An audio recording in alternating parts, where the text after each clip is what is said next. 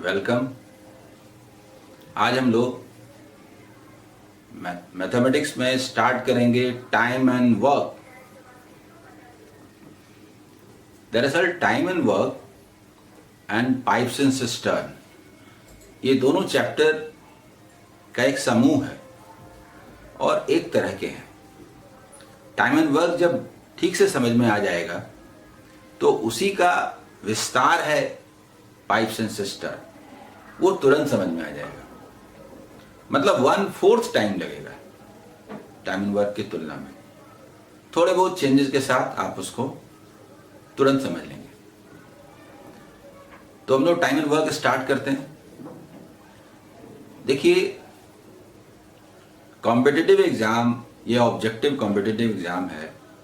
Competitive exam का preparation करने वाले स्टूडेंट को इस चैप्टर में थोड़ी दिक्कत होती है। कभी उल्टा हो जाता है, कभी सीधा हो जाता है, समझ में नहीं आता क्या होता है। मेरा कहना है उनसे, मैथमेटिक्स दिखाई देता है, मैथ दिखता है। टाइम एंड वर्क को पढ़िए नहीं, देख लीजिए। देख लीजिएगा तो समझ में आ जाएगा। फिर चाहे कोई भी क्वेश्चन हो, आप आसानी से बना सकते हैं। सबसे पहले मैं एक टाइप के क्वेश्चन के लिए मेथड की बात करता हूं। एक क्वेश्चन जो मैंने लिखा है उसके बारे में मैं बात करता हूं। देखिए, 5 men can prepare 10 toys in 6 days, working 6 hours a day. Then in how many days can 12 men prepare 16 toys, working 8 hours a day?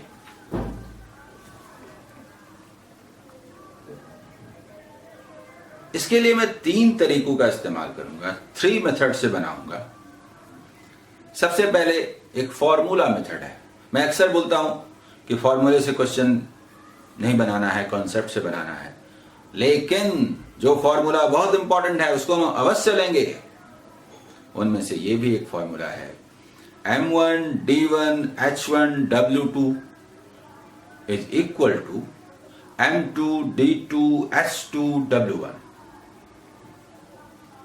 ये क्या है, हम लोग ये भी समझेंगे कि आखिर ये आपस में किस तरह से जुड़े हुए हैं, ताकि आपको याद रहे। तो देखिए, M क्या है, व्हाट इज M? बहुत सारे स्टूडेंट तुरंत जवाब दे देते हैं, M का मतलब मेन। नो, M का मतलब मेन नहीं होता। M का मतलब मेन भी हो सकता है, वेमेन भी हो सकता है, बॉय भी हो सकता है, उनका एक ग्रुप भी हो सकता है। M is strength, working strength, जो चाहे मेन के रूप में रहे, वेमेन के रूप में रहे, बॉयज के रूप में रहे, उनके ग्रुप के रूप में रहे। तो M समझ गए। D का मतलब पूछता हूं तो तुरंत जवाब दे दिया जाता है, D माने डेज। गलत बात है। D माने आवर, D माने मिनट, D माने सेकेंड, D माने ईयर, D माने month. D is interval of time. This interval of time may be 5 days, maybe 8 hours, maybe 2 minutes, maybe 6 seconds, maybe 3 months, maybe 5 years. The D means interval of time. Interval of time, चाहे unit कुछ भी हो। H, what is H? H क्या है? साधारणतया क्या बोलते हैं, hours per day. What is hours per day? H is rate with respect to D. D अगर days में है तो H redefines D. कोई बोले मैं 5 दिन काम करता हूं, 5 दिन काम करता हूं, एक दिन में कितने घंटे होते हैं? तो तुरंत कुछ स्टूडेंट जवाब दे देते हैं, एक दिन में तो 24 घंटा होता है। मर जाइएगा, मर जाइएगा। एक दिन में 24 घंटा काम कीजिएगा, 5 दिन में क्या हाल होगा? अरे यहां पर डे का मतलब वर्किंग डे से है। एक दिन आपने काम किया, 8 घंटे काम करके आते, बोलते हैं मैंने तो पूरा दिन काम किया। 4 घंटे काम करके आते, बोलते हैं मेरा हाफ डे ही वर्क हो पाया। H redefines D, 8 hours per day। अच्छा 5 days, 40 hours। समझ में आ रहा है? H is rate with respect to D।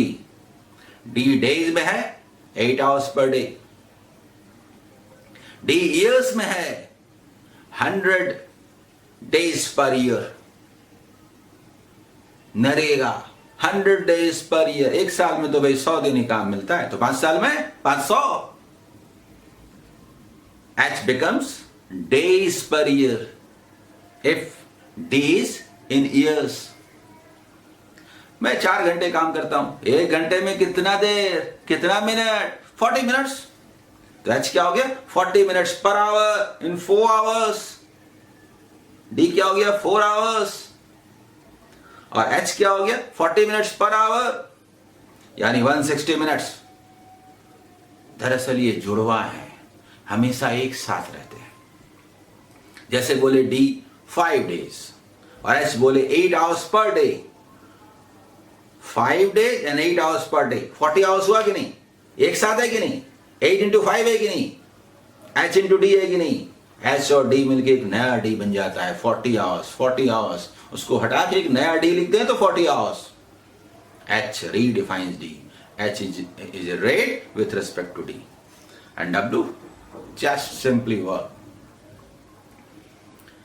ये सब समझ लेने के बाद कि वेरिएबल्स क्या है इस फॉर्मूले में, आप ये भी समझना चाहेंगे कि ये M1 था, D1 था, H1 था, ये W2 कहां से आ गया?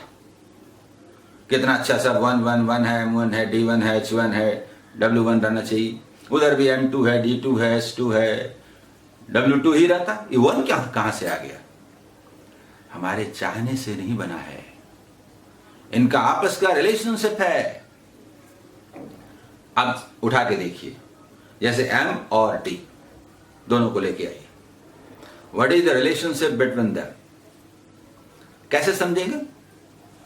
समझेंगे मतलब प्रोपोर्शनल रिलेशनशिप है कि इनवर्स रिलेशन है। देखिए 10 आदमी 20 दिन में काम करते हो, मान लीजिए 10 आदमी किसी काम को 20 दिन में करते हैं, तो आदमी डबल कर दें, 10 को 20, तो 20 का 10 ना हो जाए। This is inverse relation. 10 आदमी 20 दिन में, तो 10 आदमी का 20 दिन हो जाए तो 20 का 10 ना हो जाए। ये डबल कर दें, ये हाफ ना हो जाए। डबल माने 2/1 कर दें, ये 1/2 ना हो जाए। 3/4 कर दें, 4/3 ना हो जाए। This is inverse relation. जिनका जिनका आपस में इनवर्स रिलेशन है वो सभी सेम सफिक्स से जुड़े हुए हैं। M1 D1 देखा आपने? वैसे ही D1 H1 देख लीजिए। रोज 8 घंटा काम कीजिए, 10 दिन लगता है। अरे रोज 16 घंटा काम कीजिए ना, 5 ही दिन लगेगा। देखिए रेट को डबल कर दिए, 2/1 टाइम हाफ नहीं हो गया, 1/2। This is inverse relation, inverse deflection. D और H भी है ना उल्टा, उसी तरह से M और H भी है उल्टा। इनवर्स रिलेशन वाले का सेम सफिक्स है। और सेम रिलेशन जैसे देखिए 10 आदमी 20 खिलौना बना सकता है। 10 आदमी 20 खिलौना, तो 20 आदमी 40 खिलौना। देखिए ये डबल तो ये भी double. This is proportional relationship. तो M और W का प्रोपोर्शनल रिलेशनशिप है, तो ये उल्टा सफिक्स है, 1 का 2 है। उसी तरह से वर्क का इन सब के साथ प्रोपोर्शनल रिलेशन है, इसीलिए उल्टा है। और इसीलिए यहां भी ये उल्टा है। जिनका सेम है वो इनवर्सली प्रोपोर्शनल है, जिनका अपोजिट है मतलब ये दोनों उनका अपोजिट सफिक्स है, पर रिलेशनशिप क्या है? प्रोपोर्शनल है। तो आप समझ गए? इस तरह से फॉर्मूला बंधा है। ये समझ लीजिए, फॉर्मूले का जो विन्यास है वो समझना जरूरी था। और भी चीजें हो सकती हैं, जैसे समझ लीजिए बोले कि 10 आदमी 20 खिलौना बना सकता है। बोले 10 आदमी 20 खिलौना बना सकता है, या 10 आदमी 20 दिन में काम कर सकता है। बोलिए, कोई भी ले सकते हैं। 10 आदमी 20 दिन में काम कर सकता है, तो 20 आदमी, 10 आदमी 20 दिन में काम कर सकता है, तो 20 आदमी कितने दिन में करेगा? तो आप बोलेंगे 20 का 10। बोलेंगे क्या है,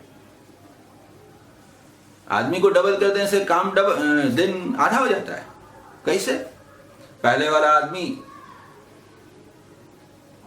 खली टाइप के लोग थे, अब बाद वाला आदमी कुपोषित, वर्षों से बीमार। उधर का एक आदमी इधर के 10 के बराबर है, कर लेगा।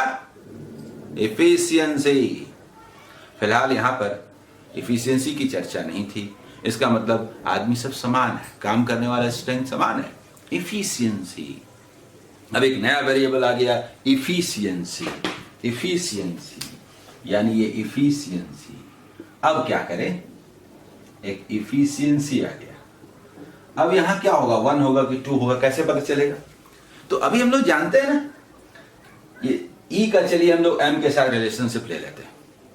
अगर इनवर्स रिलेशन हुआ तो 1 है तो 1 होगा, और प्रोपोर्शनल है तो 1 का 2 होगा। आइए एम और ई का ले लेते हैं। अगर कम इफिशिएंट है, बड़े आदमी की तुलना में छोटा बच्चा काम कर रहा है, लेस इफिशिएंट है, तो मोर नंबर चाहिए कि नहीं? जैसे बड़ा आदमी 10 दिन में काम करता हो, छोटा आदमी लेस इफिशिएंट है तो ज्यादा दिन लगेगा कि नहीं? तो इनवर्स रिलेशन हुआ कि नहीं? इनवर्स हुआ, इसका मतलब यहां 1 है तो यहां भी 1, और यहां 2 है तो यहां भी 2, मतलब और वेरिएबल्स भी डाले जा सकते हैं। तो इस तरह से आपने इसका समझ लिया कि आपस में कैसे जुड़े हैं। अब एक बात और समझ में आनी चाहिए, आपको लग रहा होगा ये 1 1 क्या है, 2 2 क्या है, etc। कुछ नहीं, इतना आदमी इतने दिन में इस रेट से इतना काम कर सकता है। They are all 1 1 1 1 1 1 1, M1 D1 H1 W1, efficiency है तो वो भी E1। तो बताइए कि इतना आदमी इतने दिन में इस रेट से कितना काम कर सकता है। They are all 2 2 2 2 2, M2 D2 S2 W2। 1 एक स्टेज बताता है और 2 दूसरा स्टेज बताता है। जिस स्टेज में निकालना है उसका जो वेरिएबल है उसका मान निकालिए। तो अब आप इसको समझ गए।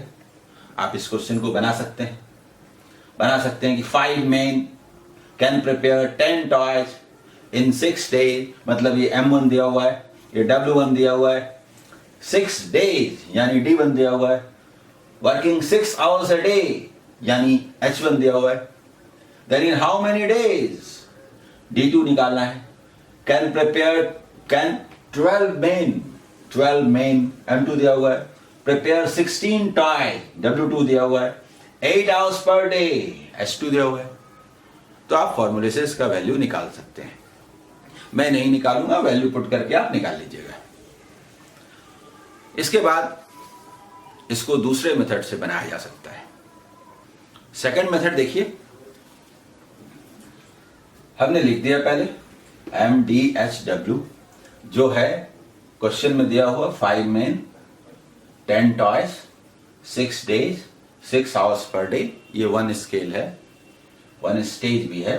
Then in how many days can 12 men prepare 16 toys working 8 hours a day। ये हमने क्वेश्चन लिख दिया। अब जो तरीका है, फर्स्ट मेथड जिसकी चर्चा कर चुके, उसके बाद 2 और तरीके हैं। एक है आंख मूंद के बनाना, दूसरा आंख खोल के बनाना।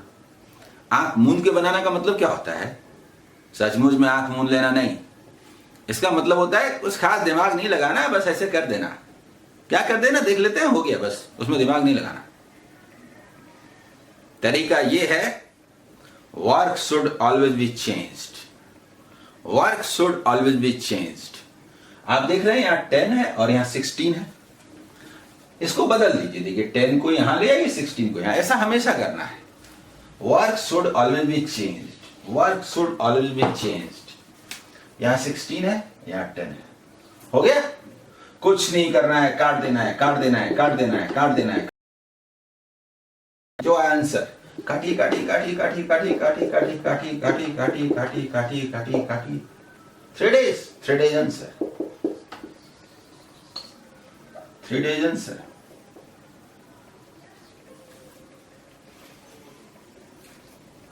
वर्क को चेंज कर देना है, वर्क को बदल देना है और उसके बाद कैंसिल कर देना है, जो है आंसर। और कुछ दिमाग लगाने की जरूरत नहीं है, फिर भी कुछ तो है। वो क्या है? पर इसमें एक बात का ध्यान रखना है, दिमाग तो नहीं लगाना, ठीक है, लेकिन फिर भी the row containing question mark should always be in the denominator। इससे क्या फर्क पड़ेगा? फर्क ये पड़ेगा कि क्वेश्चन मार्क तो यहां है, तो ये जो लाइन है first row and second row हमेशा नीचे रहेगा। यानी जो आया, जैसे हमारे पास क्या आया था 3/1, तो 3 आंसर।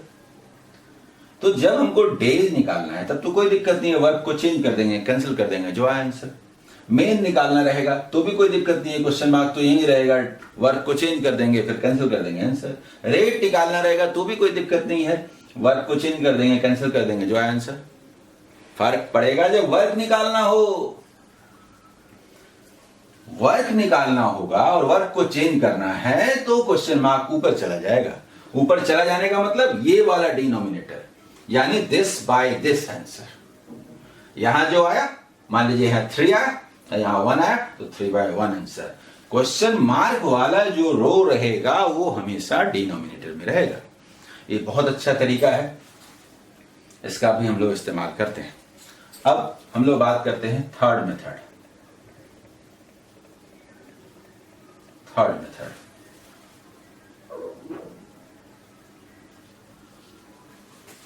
थर्ड मेथड में क्या है, दिमाग लगाना है, इसको फ्रैक्शनल मेथड कहते हैं और ये भी बड़े काम का है। सबसे पहले ये जो स्केल्स हैं, मेन का, डेज का, रेट का, वर्क का, इफिशिएंसी हो सकता है, उसमें से किसी एक स्केल पर क्वेश्चन मार्क होगा, तो जिस स्केल पर क्वेश्चन मार्क है उसको लिखिए, क्वेश्चन मार्क लिखिए, और उस स्केल पर जो दूसरा वैल्यू दिया हुआ है 6 डेज, इसको लिखिए। अगर मेन में यहां निकालना रहता मेन, तो क्वेश्चन मार्क लिखते और फिर 5 में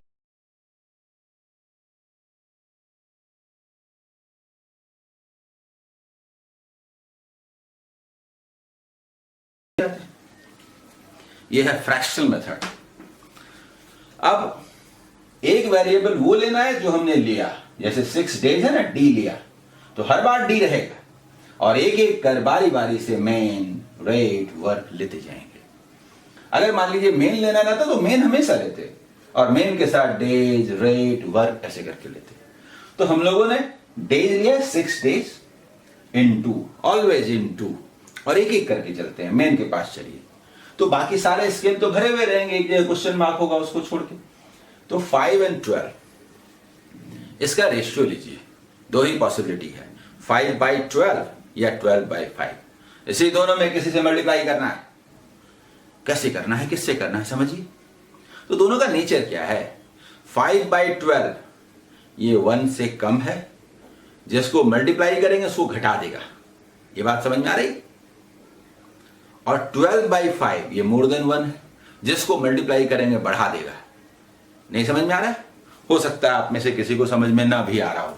जैसे मान लीजिए 60 है, अब 60 को अगर हम 5/12 से करें तो आपको पता है ये घट के 25, ये घट गया ना, तो 5/12 घटाने वाला फ्रैक्शन, और 12/5 अगर हो तो देखिए देखिए देखिए 144 हो गया, ये 60 बढ़ गया ना। हमेशा ही ऐसा होगा, फ्रैक्शन में एक लेस देन फ्रैक्शन होगा, एक मोर देन फ्रैक्शन होगा। लेस देन वाले से किसी को मल्टीप्लाई कीजिएगा तो लेस कर देगा, घटा देगा, और मोर देन 1 वाले से जिसको मल्टीप्लाई कीजिएगा उसको बढ़ा देगा। तो समझ गए, हमेशा फ्रैक्शन को दो तरह से लेंगे, एक होगा लेस देन, दूसरा उसका इनवर्स जो कि मोर देन। हाँ, दोनों में से कौन सा लेना है तो सोचिए। ये डेज है ना, डेज डेज डेज, एक डेज लेना है, उसके बाद मेन ले रहा है हम लोग। थोड़ा सोचिए, 5 मेन किसी काम को 6 डेज में करते हैं, छोड़िए ना कितना भी आदमी है कितने भी दिन में करता है, स्ट्रेंथ बढ़ गया, ज्यादा आदमी कम समय में करेगा, अधिक समय में, कम समय में, कम में करेगा तो 5/12, अधिक होता तो 12/5। देखिए आदमी बढ़ गया तो काम जल्दी खत्म होगा ना, जल्दी का मतलब कम समय, कम का मतलब 5/12, 5/12, 5/12। समझ गया? फिर चलिए डेज है और रेट लेते हैं। रेट क्या है? 6 और 8, 6/8 या 8/6। एक है लेस देन 1, एक है मोर देन 1। लेस देन वाले से मल्टीप्लाई करेंगे घटाएगा, मोर देन वाले से मल्टीप्लाई करेंगे बढ़ाएगा। नेचर समझ गया? अब आप देखिए, ये तो हमेशा रहेगा, इसके साथ हमने मेन ले लिया, इसके साथ अब हम लोग रेट लेंगे। अच्छा सोचिए, रोज 6 घंटे काम करें 6 दिन लगता हो, रोज ज्यादा देर काम करेंगे तो ज्यादा दिन लगेगी काम, तो ज्यादा देर काम करेंगे, रोज ज्यादा घंटा काम करेंगे तो जल्दी खत्म होगा। जल्दी का मतलब कम, कम का मतलब 6/8, अगर अधिक होता तो 8/6। हाँ, अब फिर डी है, डी इसके साथ अब वर्क लेंगे। मेन ले चुके, रेट ले चुके, वर्क लेंगे। सोचिए, या तो 10/16 लेना है या 16/10। 10 खिलौना बनाने में 6 दिन लगता है, छोड़िए ना, कितना भी खिलौना हो बनाने में कितना भी समय लगता हो। ज्यादा खिलौना बनाना है तो ज्यादा समय लगेगा, ज्यादा लगेगा, ज्यादा काम करना है तो ज्यादा समय लगेगा। ज्यादा का मतलब 16/10, कम होता तो 10/16। उसके बाद आप कैंसिल कर दीजिए, कैंसिल कर दीजिए, कैंसिल कर दीजिए, कैंसिल कर दीजिए, कैंसिल कर दीजिए। 3 डेज आंसर, 3 डेज आंसर। समझ गए? ये 3 तरीके से क्वेश्चन बनाया गया। मैं आपको ये नहीं बोलने जा रहा हूं which one is the best, तीनों ही मेथड चाहिए। कहीं पर तीनों से बना सकते हैं, लेकिन कहीं पर कोई मेथड बेस्ट है, कहीं पर कोई और, कहीं पर कोई और। तीनों ही मेथड हमको चाहिए। जैसे जैसे क्वेश्चन हम लोग बनाएंगे आपको ये बात समझ में आ जाएगी कि किस मेथड का इस्तेमाल कहां पर करने से ज्यादा फायदा मिलता है। थोड़ा सोचिए, सोचिए, जहां पर हो एक्स वगैरह कि कितने व्यक्ति काम कर रहे थे, शुरू में व्यक्ति कितने थे, तो हम फॉर्मूले का इस्तेमाल करना पसंद करते हैं, M1D1H1 M2D2H2 लाइक दैट, पहला वाला मेथड। कहीं पर मैन डेज वगैरह दे दिया और 5 वेरिएबल है, इतना आदमी इस रेट से इतने दिन में इतना काम करता है, तो अब उसमें फॉर्मूला भी लगा सकते हैं। लेकिन ये फ्रैक्शनल मेथड कैसे यूज करें, इतनी बार कौन सोचे, समय लगेगा। आंख मूंद के बनाते हैं बिना दिमाग लगाए, बस वर्क को चेंज किया, काट दिया, जो है आंसर। इतने वेरिएबल्स में क्यों सोचें? फ्रैक्शनल मेथड जो थर्ड मेथड है, अगर 2 ही वेरिएबल में निकालना है तो बेस्ट है, एक बार में मन में ही आंसर हो जाता है, मन में तुरंत। जहां पर एरिया डिफाइन नहीं है वहां के लिए फ्रैक्शनल मेथड बेस्ट है, क्योंकि मैन डेज रेट ठीक है। अगर कहीं ऐसा क्वेश्चन आ जाए कि यहां पर 1 लाख वर्ड हैं, किन में? तो मान लीजिए 100 किताबों में 1 लाख वर्ड हैं, 100 किताबों में सभी 20-20 पेज वाले हैं, एक पेज में 10-10 लाइन है और एक लाइन में 6-6 वर्ड हैं, तो बताइए किताबों के इस ढेर में कितने वर्ड्स होंगे? जहां 200 किताबें हैं, 15-15 पेज वाला है, 10-10 लाइन है पेज में और 4-4 वर्ड है एक लाइन में। अब बताइए, यहां तो MDH नहीं है, यहां तो फ्रैक्शनल मेथड ही काम करेगा ना।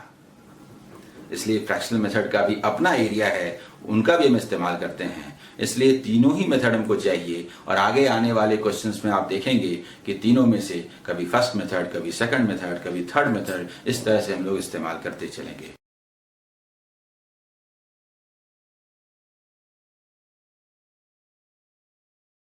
टाइम एंड वर्क में 3 इंपॉर्टेंट फॉर्मूले का एक समूह है और एक हद तक इसका इस्तेमाल हम लोग करते हैं, इससे काफ़ी मदद मिलती है।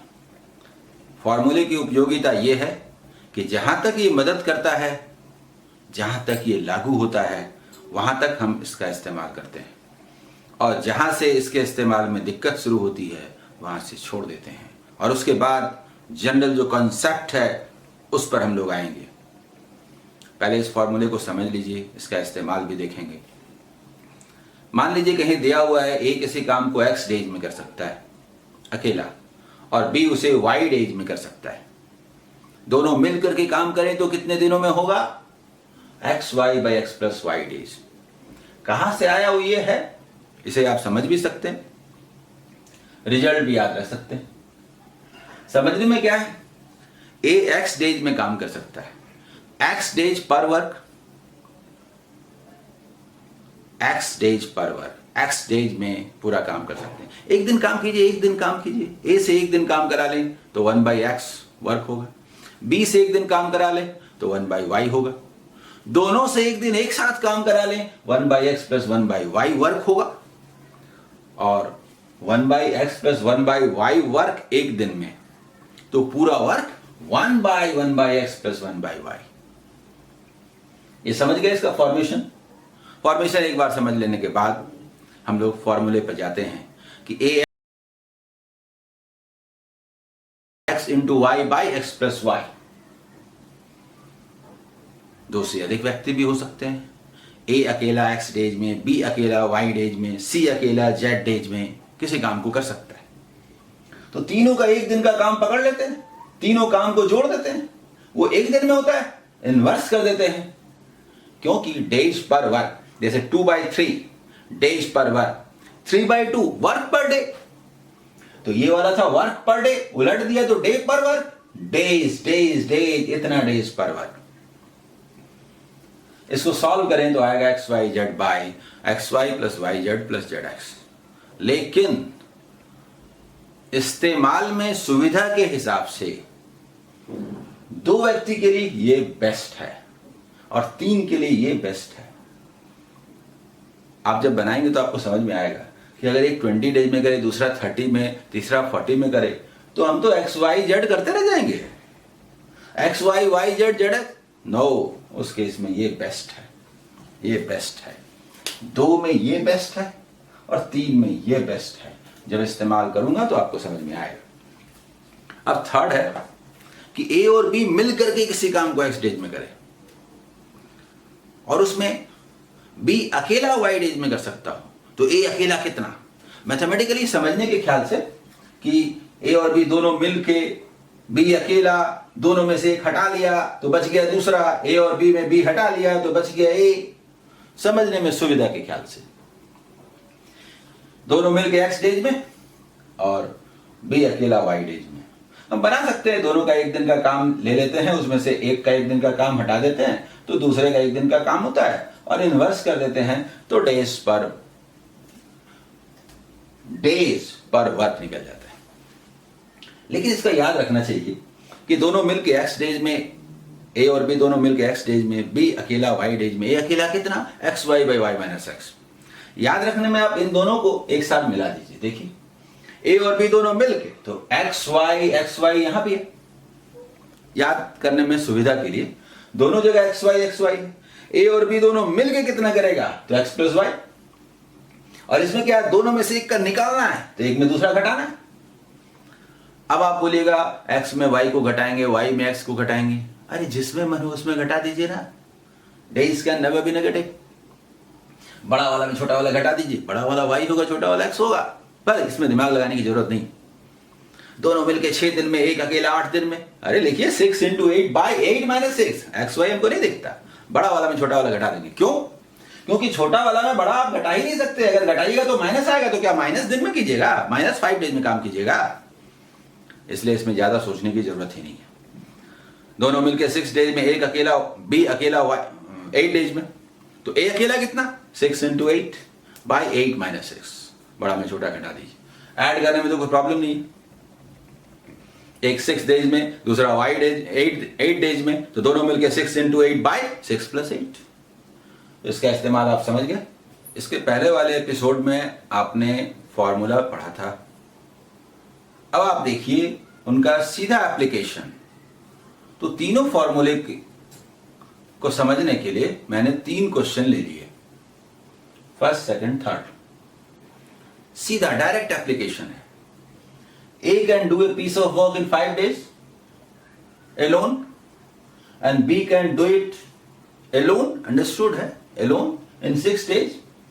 How long will they take if both work together? ए अकेला 5 दिन में कर सकता है, बी अकेला 6 दिन में कर सकता है, दोनों मिलकर उस काम को कितने दिनों में करेंगे? X Y by X plus Y, X Y by X plus Y, 30/11 2 and 8/11 days answer. Formula हम लोग देख चुके हैं. ए अगर एक्स डेज में अकेले काम कर सकता हो, बी अकेले वाई डेज में कर सकता हो, तो दोनों मिलकर के उस काम को X Y by X plus Y days में कर सकते हैं. सीधा एप्लीकेशन है, सीधा इस फॉर्मूले का इस्तेमाल करना चाहिए. सेकंड क्वेश्चन, इस बार 3 व्यक्ति हैं, A B and C can do a piece of work alone separately in 6 days, 12 days and 24 days respectively. They all together will complete the entire work in how many days? आप जानते हैं 3 व्यक्ति हो, एक x days में कर सकते हो, दूसरा y डेज में कर सकते हो, तीसरा z डेज में कर सकते हो. तो तीनों का जो एक दिन का काम होता है वो 1/x 1/y 1/z होता है, और उसको इन्वर्स कर देते हैं तो नंबर ऑफ डेज निकल जाता है. हम लोग लिखे 1/6 + 1/12 + 1/24. और ये आपको लग रहा होगा डायरेक्ट कैसे लिख ली? कुछ नहीं है, एप्लीकेशन ऐसे ही करना है. देखिए इसका एलसीएम लीजिएगा तो 24 होगा, फिर 6 × 4. तो एलसीएम को नीचे क्यों लिखते हैं? ऊपर लिख दीजिए ना. नीचे लिखने की क्या जरूरत है, ऊपर लिख दीजिए. 6 4 × 24, 12 2 × 24, 24 1 × 24. तो ये डायरेक्ट आ जाएगा 7 7 24/7 24/7 3 and 3/7 डेज आंसर. अप्लाई आपको फास्ट करना पड़ेगा, फिर ये बेस्ट है. और third, A and B together can do a piece of work in 6 days. A और बी दोनों मिलकर के 6 दिन में काम कर सकते हैं. And A alone can do it in 9 days. ए अकेला उसको 9 days में कर सकता है. तो बताइए in how many days alone B can do it? आप जानते हैं ए और बी मिलकर के किसी काम को एक्स डेज में कर सकते हो. अगर ए उसको वाई डेज में कर सकता हो तो बी अकेला क्या होगा? X Y by Y minus X. दोनों मिलकर 6 days में, उसमें से ए अकेला 9 days में, तो बी अकेला कितना? 6 × 9/9 - 6. आपको प्लस माइनस नहीं लिखना, बड़ा में छोटा घटा देना है. क्यों?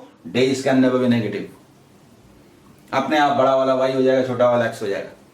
फॉर्मूले के अनुसार आपको टेंशन नहीं लेना है. सिर्फ X Y by Y minus X X minus Y, कुछ भी बोल लीजिए, बड़ा में छोटा घटा दीजिए. दोनों मिलके 6 दिन में, एक अकेला 9 दिन में 9 days, दूसरा अकेला कितना? 6 × 9/9 - 6 18 days आंसर. ये डायरेक्ट एप्लीकेशन है, और डायरेक्ट एप्लीकेशन भी बहुत हद तक हम लोग करते हैं. जब डायरेक्ट एप्लीकेशन होने में दिक्कत होगी तब हम लोग फिर बात करेंगे कि वैसे क्वेश्चन को कैसे बनाया जाए. फिलहाल आपको समझ में आया? ओके, नेक्स्ट क्वेश्चन की ओर हम लोग चलते हैं. ए can do 1/3 of a work in 5 days and B can do 2/5 of the work in 10 days. In how many days both A and B together can do the work? हमने भले पढ़ लिया कि ए किसी काम को एक्स डेज में कर सकता हो, बी वाई डेज में कर सकता हो, तो दोनों मिलकर X Y by X plus Y days में कर सकते हैं. ये सब हमने पढ़ लिया. ए और बी दोनों मिल करके एक्स डेज में कर सकते हो, उसमें बी अकेला वाई डेज में कर सकता हो, तो ए अकेला X Y by Y minus X days में कर सकता है. ये सब ठीक है, लेकिन एग्जाम में आपका कॉन्सेप्ट चेक होता है. ए एक्स डेज में कर सकता है, नहीं बताएंगे. जाइए, क्वेश्चन ऐसे होगा. सुनिए सुनिए सुनिए. ए जो है ना, ये वाला जो वर्क है, इसका हाफ वर्क 5 days में कर सकता है, तो फुल वर्क 10 days में. बोलेंगे कि नहीं ऐसा बोलने पर? तो इस क्वेश्चन का भी यही इरादा था कि क्यों सीधा बताएं. आप समझे कि नहीं ये बताइए. हाँ, तो ये क्वेश्चन कहता है, सुनिए, ये वाला जो वर्क है ना, ये वर्क ए उसको नहीं कर सकता, उसको नहीं कर सकता, लेकिन उसका 1/3 वर्क जो रहेगा ना, 1/3 वर्क उसको 5 days में कर सकता है. The whole work in 15 days. A can do a work in 15 days. A किसी काम को 15 days में कर सकता है, पूरा काम को 15 days में कर सकता है. ये हमने निकाला. फिर है कि 8/5 ऑफ द वर्क को 10 डेज में कर सकता है, तो पूरे काम को कितने दिन में कर सकता है। अब कई स्टूडेंट को प्रॉब्लम होगा कि बाप रे 1/3 वाला तो कर लिए, 2/5 वाला है तो 2/5 होगा कि 5/2 होगा कि 10 × होगा कि 10 डिवीजन होगा, ये तो हेडक हो गया। मेरा कहना है क्यों हेडक हो गया, पहला वाला तो बड़ा आसानी से कर लिए थे, तो बहुत आसान था। कैसे आसान था, आसान किसको बोलते हैं और हार्ड किसको बोलते हैं। आसान वाला में जो काम करते हैं एक बार पलट के देख लीजिए क्या करते हैं, जिसको आप सो कॉल्ड हार्ड बोलते हैं उसमें भी वही करना है। चलिए ना पहले वाले लाइन में मैं फिर से पूछता हूं, 1/3 ऑफ द वर्क को A 5 डेज में करता है, तो पूरे वर्क को कितने दिन में करेगा। किसी को प्रॉब्लम नहीं होगा, सभी बोलेंगे 15 डेज, लेकिन प्रॉब्लम मुझे है। पहले मुझे बताइए कि कैसे हुआ 15, और अगर वो 15 होगा तो फिर सेकंड लाइन भी होना चाहिए था। दरअसल उसका जो कंसेप्ट है वो ये, वो जो पहला हुआ ना, ये हुआ कैसे, हुआ ऐसे, हुआ ऐसे, हुआ ऐसे कि ये वर्क है और ये टाइम है। मेथड पहले समझिए, 1/3 of the work in 5 days, the whole work in how many days। ये रियल में सवाल था, भले मन में कर लिए, लेकिन सवाल तो यही था।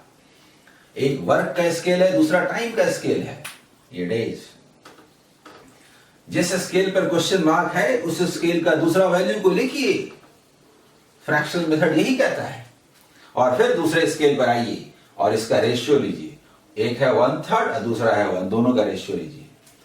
किसी को किसी से डिवाइड कीजिए ना, 1/3 को 1 से डिवाइड कीजिए, क्या आएगा 1/3।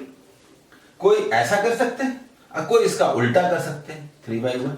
पहले एक को दूसरे से डिवाइड करके निकाल लीजिए और फिर इनवर्स कर दीजिए, न्यूमरेटर एंड डिनोमिनेटर को बदल दीजिए। इसके अलावा कोई तीसरा तरीका नहीं है। 1/2 का उल्टा 2/1 हुआ फ्रैक्शनली, इसके अलावा कुछ होता है क्या। यानी इन दोनों में किसी एक से इसको मल्टीप्लाई करना है, आंसर 50% चांस है सही होने का। अरे हम चांस क्यों लें, चांस क्यों लें। पहले तो ये बताइए ना कि 1/3 या 3/1, यही ना दो है, दोनों में से किसी को लेना है। दोनों का नेचर 1/3 1 से कम है, 1 से लेस है, जिसको मल्टीप्लाई करेंगे लेस बनाएगा, घटाएगा। 3/1 1 से ज्यादा है, 1 से ज्यादा है, जिसको मल्टीप्लाई करेंगे बढ़ाएगा। दोनों का नेचर आप जान गए। अब आपको क्या करना है, 1/3 of the work in 5 days। ठीक है, वाला काम इतने दिन में। फुल वर्क मतलब इससे ज्यादा काम, ज्यादा काम होगा तो ज्यादा समय लगेगी काम। ज्यादा का मतलब 3/1, कम होता तो 1/3। आया समझ में। अब मैं कहूंगा कि अरे दूसरा वाला जो क्वेश्चन था वो भी तो यही था ना, वो भी तो यही था ना। नहीं समझे। मेरा कहना है इसे कैसे क्यों लिखे, डायरेक्ट लिखते हैं ना। बी कितना होगा, सुनिए इसी चीज को मन में करते हैं। हाँ, बी को कितना समय लगता था, 10 डेज। पहले 10 डेज लिखिए ना भाई, 10 डेज लिखिए ना, इसी को ना मल्टीप्लाई करना है। 2/5 और 1 का रेशियो क्या होगा, 2/5 में तो 5/2। बस तो 2/5 वर्क को करने में 10 डेज लगता है। होल वर्क माने ज्यादा वर्क ना, ज्यादा करने में ज्यादा समय लगेगा। कम, ज्यादा का मतलब 5/2, कम होगा तो 2/5। ये डायरेक्ट निकालेंगे। कैसे निकालेंगे वो प्रोसेस मैंने आपको बता दिया है, डायरेक्ट निकालेंगे। ये कितना आया, 25 डेज। डायरेक्ट नहीं दिया, नहीं तो हमने इसको चेंज कर दिया। A can do a work in 15 days and alone, and B can alone do the same work in 25 days. If both work together, the work will be finished in how many days? XY by X plus Y. XY by X plus Y. X plus Y. X plus Y. 40. X plus Y. 40 कहाँ से आया समझे ना? 15 plus 25. देखिए, समझने में चाहे जितना समय ले लीजिए, करने में समय नहीं दूंगा। सिंप्लीफिकेशन करने आना चाहिए। मैं करूं, मैं करता हूं, पहले मैं करता हूं। 8 3 24,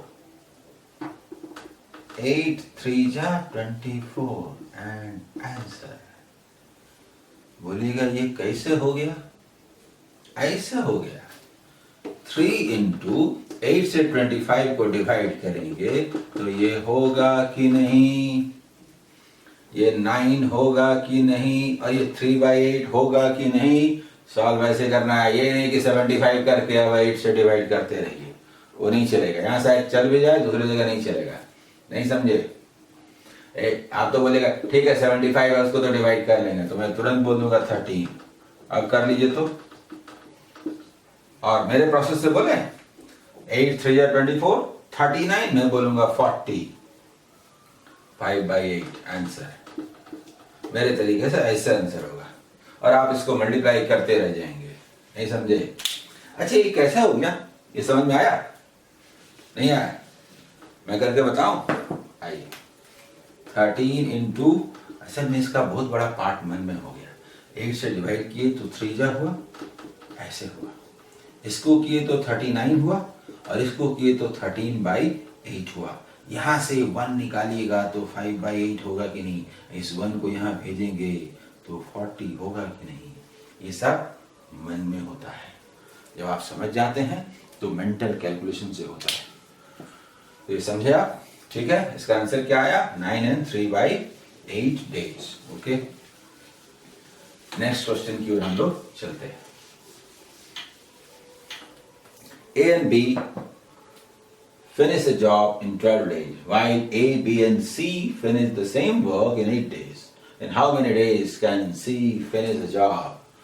अरे ऐसे बोलिएगा 12 into 8/12 minus 8, 4, 4, 4, 4, 24 days आंसर। बोलिएगा कैसे हुआ? बोलेंगे ऐसे हुआ। इधर आइए, A and B दोनों इस काम को कितने दिन में कर सकते हैं? 12 डेज में। Okay, A, B and C ये कितने दिन में कर सकते हैं? ये इसको 8 डेज में कर सकते हैं।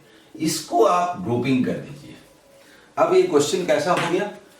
A plus B को एक मान लीजिए, this and this in X days, this alone in Y days, this alone what? XY by Y minus X days। A plus B और C को पकड़ लीजिए, A plus B और C को ऐसे पकड़ लीजिए, दोनों मिलके 8 डेज। ये अकेला 12 डेज, ये अकेला क्या? XY by Y minus X days. 4 कहां से है? 12 minus 8। नहीं समझे? अब ऐसे सजा के लिखने का कुछ मतलब हुआ? 12 into 8/12 ये ऐसे थोड़े पढ़ा जाता है। कॉम्पिटिटिव मैथ ऐसे थोड़ा पढ़ा जाता है, ऐसे थोड़ा पढ़ा जाता है। ये सब मन में कीजिए। समझ में आया? ठीक है, थर्ड क्वेश्चन बहुत बढ़िया क्वेश्चन है। एसएससी को इस क्वेश्चन से विशेष लगाव है, बैंक में भी आता है। A and B can do a piece of work in 12 days, B and C in 15 days, C and A in 20 days. How long would all the three men take together to finish the work? एक ये सवाल होता है, यहाँ नहीं है, वो भी होगा। And how long would A take to do the same work? A, B, C तीनों मिलकर के इस काम को कितने दिन में करेंगे पहला, और A उस काम को कितने दिन में करेगा, या B कितने दिन में करेगा, या C कितने दिन में करेगा, में से कोई भी एक। थोड़ा देखिए तो, A and B इस वर्क को, इसमें सिंप्लीफिकेशन का बड़ा महत्व है। देखिए मैं फास्ट भी करूंगा, फिर एक्सप्लेन भी करूंगा। Okay, B and C in 15 days and C and A in 20 days। ठीक है, देखिए कैसा दिख रहा है। इसको मान लीजिए कि ये मैन है तो 2 मैन 2 वुमेन 2 बॉय, ऐसा है ना। एक तरफ समझिए A B C, A in X days, B in Y days, C in Z day, all ABC मतलब this first group in X days, second group in Y days, third group in Z days, all together 60/12 5 जा 15 4 जा 23 जा 12 5 जा,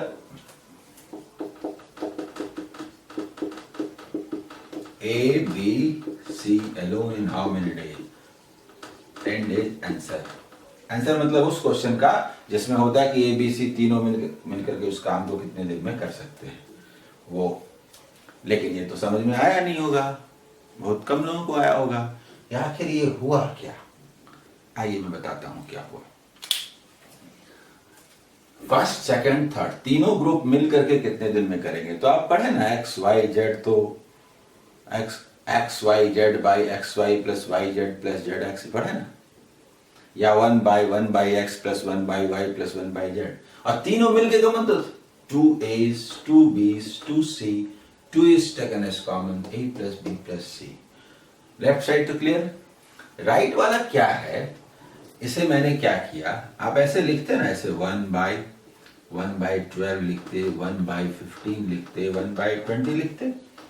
तो मेरा कहना था भाई इसका एलसीएम 60 आएगा, नीचे लिखेंगे आखिर ऊपर तो आएगा ही ना भाई, तो सीधा लिखिए ना ऊपर।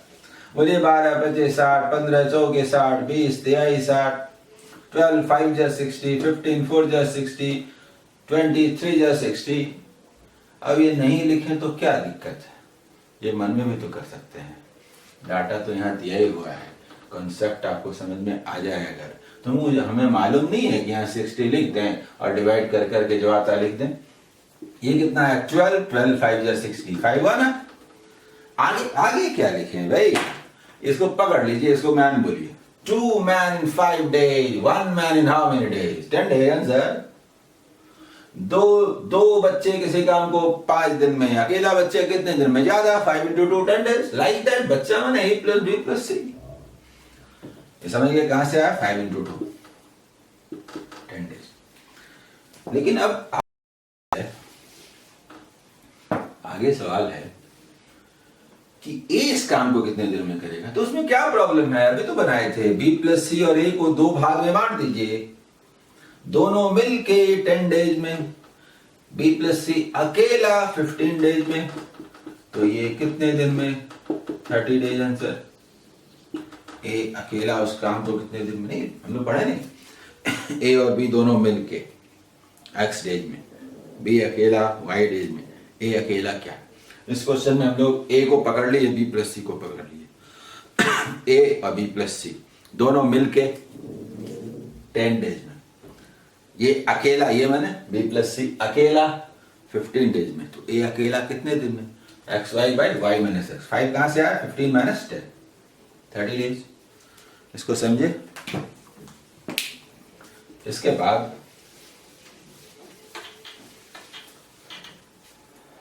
Next 7th number question. A is thrice as fast as B। Fastness का डेफिनेशन, अच्छा पहले क्वेश्चन को देता हूं। A is thrice as fast as B and is therefore able to finish a work in 60 days less than B। Find the time in which they can do it working together। Question पर आता हूं। Question से पहले मैं कुछ बात करता हूं। A is thrice as fast as B।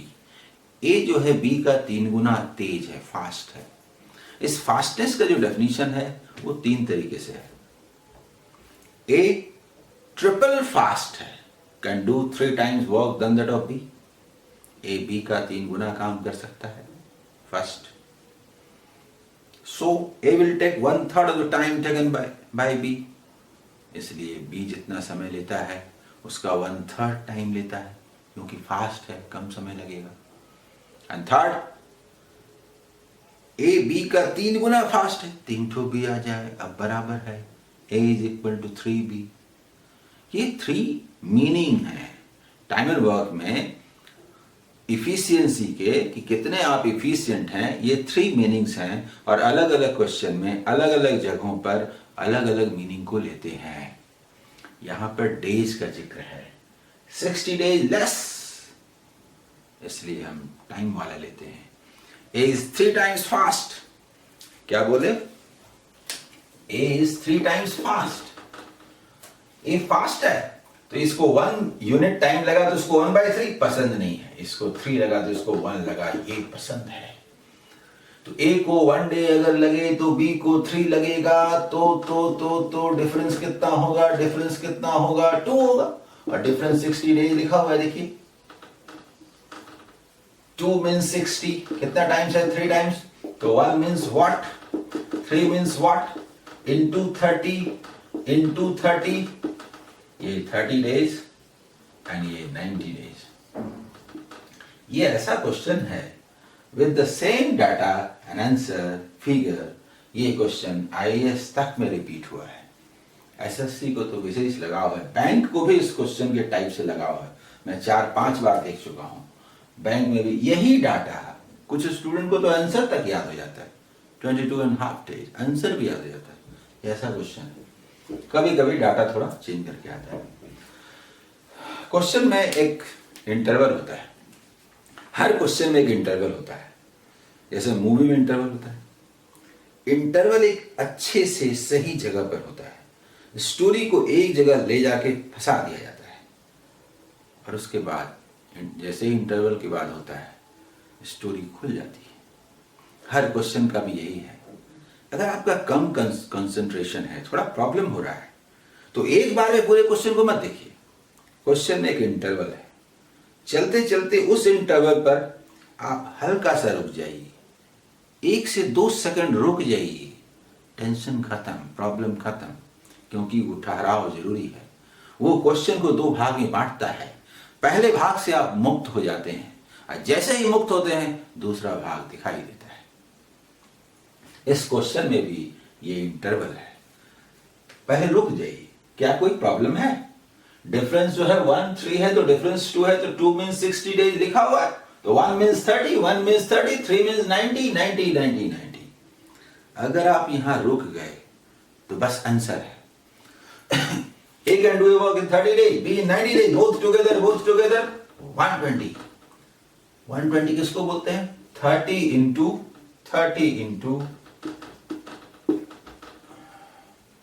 22.5 days.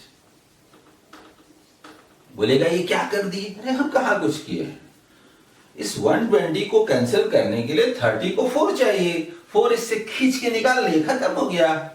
नहीं समझे? अरे 90 ना अच्छा नहीं लग रहा था ना, इसको हाफ कर दिए तो 45 हुआ. एक बार और हाफ कर दिए तो 22.5 हुआ.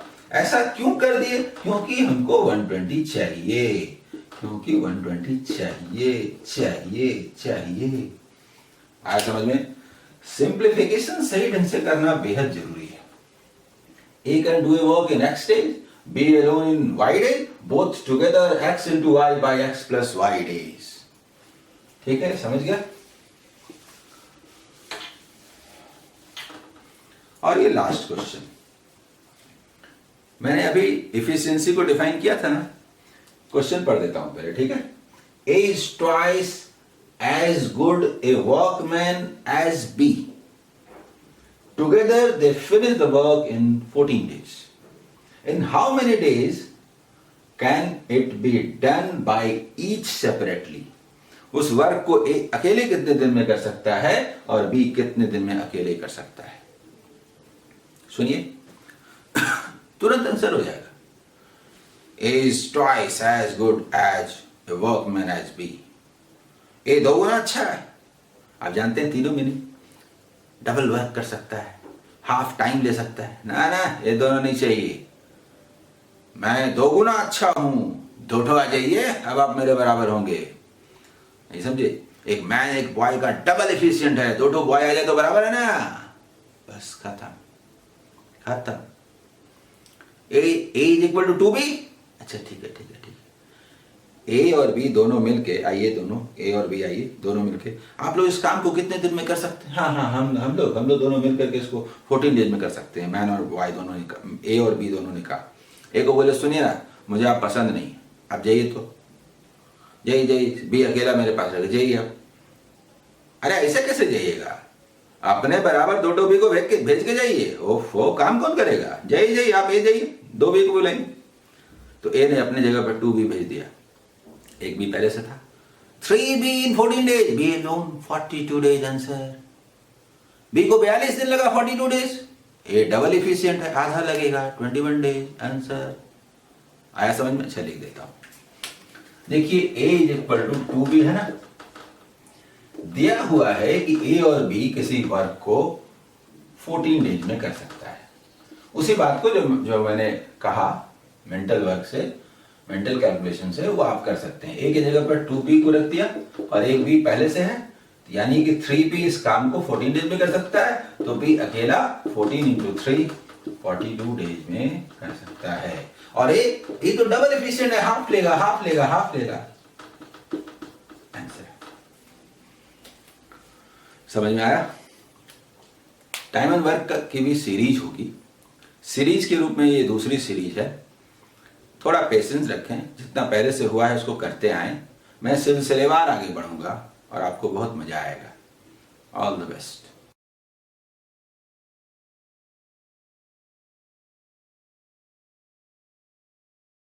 Welcome time and work. इस वीडियो एपिसोड में आप सबों का स्वागत है। टाइम एंड वर्क में और पाइप्स एंड सिस्टर्न में दोनों एक दूसरे के पूरक हैं, दोनों एक जैसे चैप्टर हैं, बस थोड़े बहुत अंतर के साथ। इसलिए टाइम एंड वर्क को अगर आपने ठीक से पढ़ लिया तो पाइप्स एंड सिस्टर्न में आपको प्रॉब्लम नहीं होगा। टाइम एंड वर्क के बेसिक कॉन्सेप्ट्स को हमने पिछले एपिसोड्स में एक्सप्लेन किया है, उसे बार बार नहीं किया जा सकता और वो आपको चाहिए ही चाहिए। इसलिए जो लोग उसको देखते आए हैं उन्हें तो कोई दिक्कत नहीं होगी, लेकिन जो नहीं देखे हैं वो एक बार जरूर देखिएगा, क्योंकि उन सारे रूल्स को बार बार एक्सप्लेन नहीं किया जा सकता।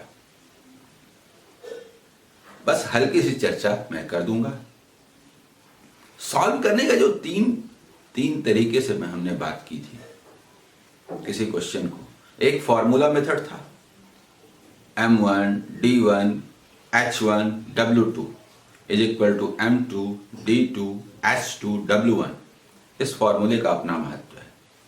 दूसरा तरीका, उन वेरिएबल्स को लिख देते थे, वर्क को चेंज करते थे और कैंसिल कर देते थे, जो आता था वो उस वेरिएबल का आंसर होता था। The row containing question mark should be in the denominator, ये बात होती थी। और थर्ड, फ्रैक्शनल वैल्यू मेथड। इनमें कौन बेस्ट है, ये लाइन ही सही नहीं है। अलग अलग सिचुएशन और डाटा के मुताबिक अलग अलग फॉर्म बेस्ट होता है। तो इनका डिटेल एक्सप्लेनेशन पहले हुआ था, वो आप जरूर देख लेंगे, क्योंकि वहां से ही हम लोग आगे बढ़ेंगे। आज वैरायटी ऑफ क्वेश्चंस लिए गए हैं, एक एक कर हम लोग बात करेंगे और इस चैप्टर को और ज्यादा समझने का प्रयास करेंगे। तो चलिए आइए। If 3 men or 4 women can reap a field in 43 days, how long will 7 men and 5 women take to reap it? कोई भी वर्क करना, फसल काटना, कुछ भी, 3 men और 4 women, यानी चाहे तो 3 men को बुलाइए या 4 women को बुलाइए, कोई फर्क नहीं पड़ता, मीन्स दे आर इक्वल। यानी ये दिया हुआ है कि 3 men is equal to 4 women, ये दिया हुआ है। हम लोग यहां जो स्ट्रेंथ लिखते हैं मैन और विमेन, एम इसलिए बोलते हैं क्योंकि M1 D1 दिमाग में बैठा हुआ है कि M जो है वो वर्किंग स्ट्रेंथ है। वर्किंग स्ट्रेंथ मैन हो सकता है, विमेन बॉय, उनका ग्रुप कोई भी। फिर भी हम लोग M से डिनोट करने के लिए M लिखते हैं और ब्रैकेट में विमेन बॉय etc कुछ भी हो। And days, 3 men or 4 women can do a work in 43 days. 43 days, ठीक। अगर मेन यहां लेंगे तो 3 लिखना पड़ेगा, 3 में। विमेन लेंगे तो 4 लिखना पड़ेगा, क्योंकि दोनों में से कोई भी ग्रुप किसी काम को 43 डेज में कर सकते हैं। तो हमारे पास एक ग्रुप है। वो ग्रुप क्या है? 7 men and 5 women का है ये ग्रुप है। सबों को किसी एक में कन्वर्ट करते हैं, या तो समूह को मेन बनाते हैं या समूह को विमेन बनाते हैं। सवाल उठता है कि मेन बनाया जाए कि women. In terms of mathematics and time and work, किसमें कन्वर्जन होना चाहिए? What is the rule? देखिए, सबसे जो महत्वपूर्ण बात है वो ये है कि जो डाटा डिमांड करता है वो हम लोग करते हैं। डाटा कहता है मैन बनाइए तो मैन बनाइए, वुमेन कहता है तो वुमेन बनाइए, बॉय कहता है तो बॉय बनाइए। लेकिन अगर साफ साफ डाटा ऐसा कुछ इंडिकेशन नहीं देता तो हम स्मॉलर क्वांटिटी में कन्वर्जन करते हैं, इससे फ्रैक्शन आने के चांसेस कम हो जाते हैं। जैसे मान लीजिए 1 man is equal to 2 boys, तो 5 मैन इज इक्वल टू क्या होगा, तो 10 बॉयज होगा, होल नंबर ही आएगा ना। लेकिन मान लीजिए 11 बॉयज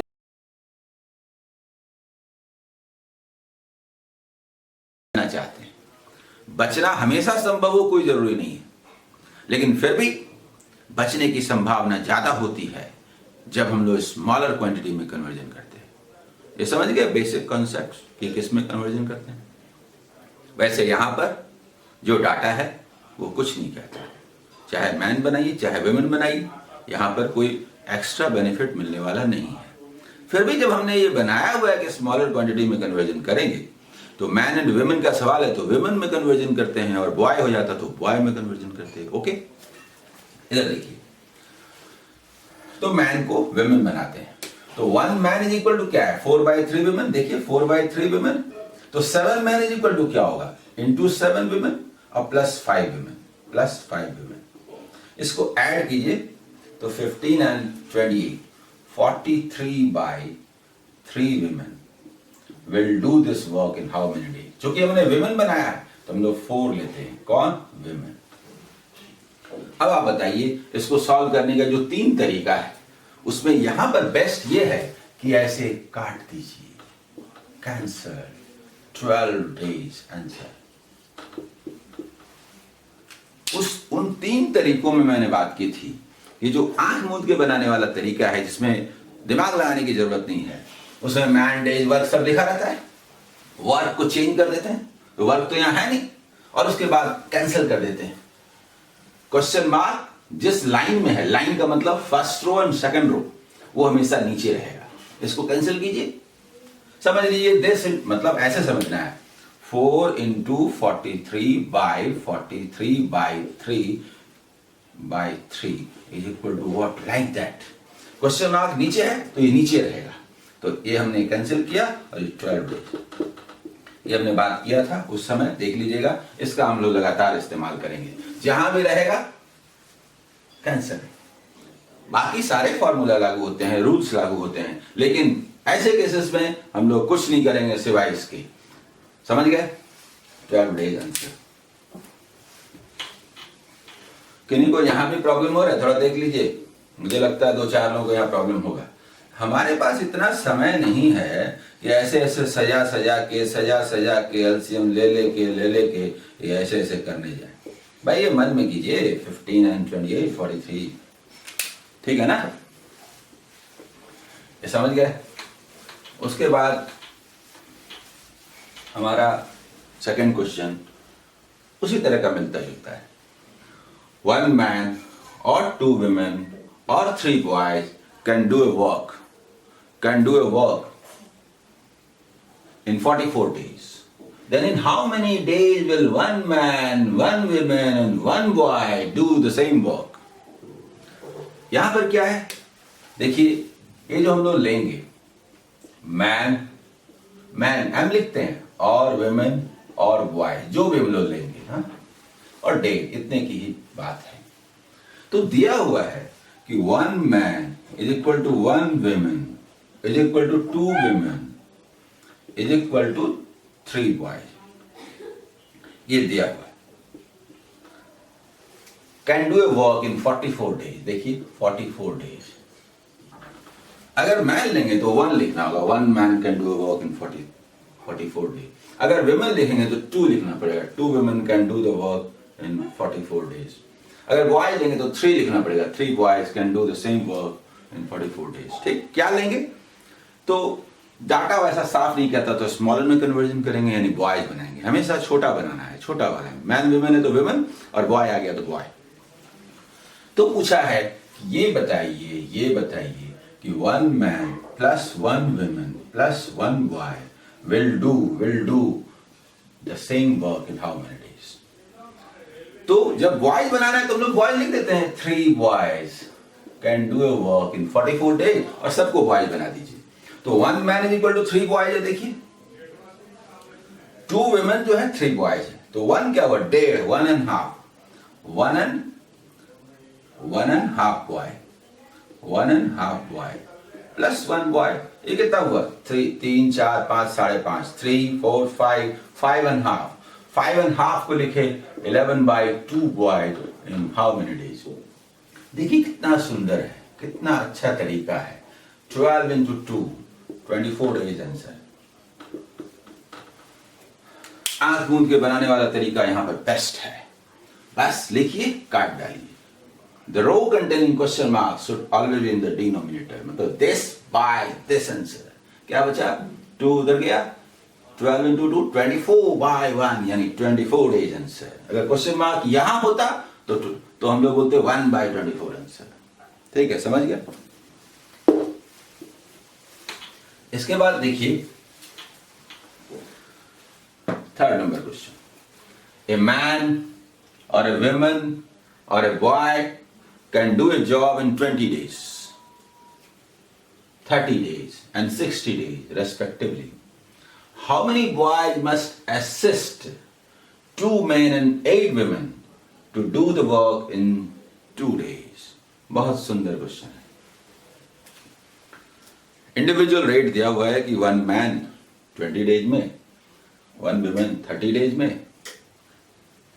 1 मैन 20 डेज में, 1 वुमेन 30 डेज में, एंड 1 बॉय 60 डेज में किसी सेम वर्क को कर सकते हैं।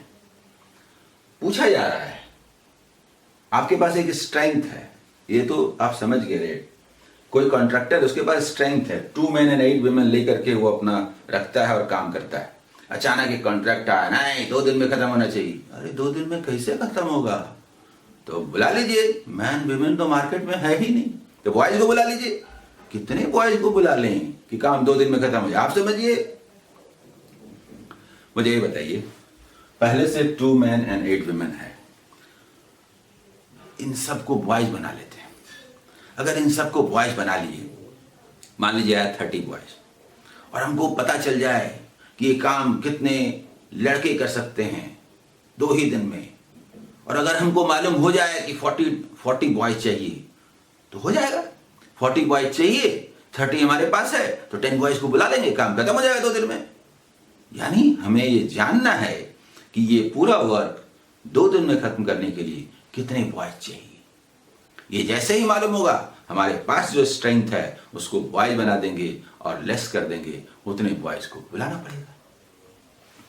आइए, ये मैप हुआ क्वेश्चन का। सबसे पहले ये बताइए, 2 स्ट्रेंथ इक्वल कब होते हैं? कब होते हैं? जब दोनों ही समान समय में समान काम करते हैं। काम तो समान आदमी कर ही देगा। एक मैन है, वो 2 दिन में एक काम कर देता है। एक बच्चे को बुलाएंगे, 100 दिन लगे, काम तो कर ही देगा। सवाल काम कर देने का नहीं है, एफिशिएंसी का संबंध, क्योंकि एक मैन एक बॉय के बराबर नहीं हो सकता। क्यों? टाइम अलग अलग है ना। सेम इंटरवल ऑफ टाइम में सेम वर्क करने के लिए जो स्ट्रेंथ सक्षम है, कैपेबल हैं, वो इक्वल माने जाएंगे, इक्विवेलेंट माने जाएंगे। मैन का ग्रुप है, वुमेन का ग्रुप है, बॉय का ग्रुप है, मैन वुमेन का ग्रुप है, हमें नहीं मालूम कितने तरह का ग्रुप है, लेकिन इस काम को इतने समय में करने के लिए जो सक्षम है आ जाइए। They will all be equal। आइए, तो 1 मैन जो है किसी वर्क को 20 डेज में कर सकता है। बोले सुनिए ना, ये वाला काम है ना, इसको कितने दिन में कर सकते हैं? एक मैन से पूछो, 20 डेज ना, 1 दिन में कीजिए। तो ठीक है, 20 तो आ जाएंगे, 20 मैन लीजिए। अब हम लोग सब मिल के 20 आदमी, 20 मैन 1 दिन में वाला काम करते हैं। ठीक है भाई, चलिए। वुमेन को बुलाए, आप बताइए। हाँ, मैं अकेले 30 डेज में कर सकती हूँ, वुमेन ने कहा। ना, काम तो ठीक है, 1 दिन में कीजिए। तो ठीक है, हम लोग 30 वुमेन आ जाएंगे, हो जाएगा। ओके, बॉय को बुलाइए, आप ये वाला काम, वही वाला काम जो अभी तक किया जा रहा था, कितने दिन में? मुझे तो 60 डेज लगेगा। नहीं जी, एक दिन में काम खत्म करना। ठीक है, तो हम 60 आ जाएंगे। अच्छा अच्छा अच्छा, ये तीनों ही ग्रुप एक दिन में एक काम करते हैं, दे आर ऑल इक्वल। ठीक है, अब हम लोग क्या चाहते हैं, मैन और विमेन और बॉयज, ठीक है, डेज। हम लोग क्या चाहते हैं, हम लोग चाहते हैं कि 2 दिन में काम खत्म करने के लिए कितने बॉयज चाहिए, ये हम जानना चाहते हैं। तो बोले बोले बोले ठीक है, बॉयज को बुला के लाइए। 1 boy can do a work in 60 days, ये तो दिया हुआ है। बॉय को पकड़ के लाए, क्योंकि बॉय ही चाहिए। जल्दी बोलिए, फिनिश। देखिए तो, अरे 1 बॉय 60 डेज में कर सकता है, 2 डेज में कितना करेगा? काट दीजिए, कैंसर कैंसर कैंसर। 30 बॉय हमने निकाल लिया। इस काम को 2 दिन में, 2 डेज में खत्म करने के लिए 30 बॉय चाहिए। अच्छा, तो पहले से कितना बॉय है? पहले से तो हमारे पास 2 मेन हैं और 8 विमेन है। 20 मेन है ना, 60 बॉयज, यानी 1 man is equal to 3 boys है कि नहीं? 20 man is equal to 60 boy, यानी एक आदमी जो है 3 लड़के के बराबर है कि नहीं? तो 2 आदमी 6 लड़के के बराबर होगा कि नहीं? अच्छा, 30 women is equal to 60 boy, 1 women जो है 2 बॉयज के बराबर है कि नहीं? तो 8 women is equal to 16 boys होगा कि नहीं? यानी कुल मिला के 22 लड़के हमारे पास हैं, 22 हमारे पास हैं। 8 बॉयज को बुलाइए, work will just be completed in 2 days. Answer समझ में आया? आगे बढ़े।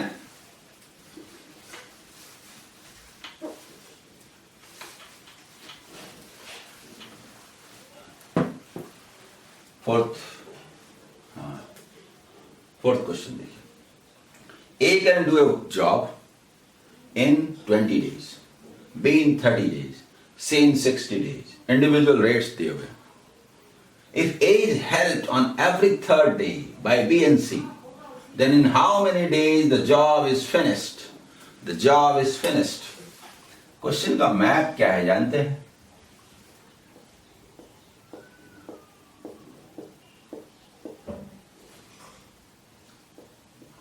क्वेश्चन का मैप क्या है? A can do a job in 20 days, B in 30 days, and C in 60 days.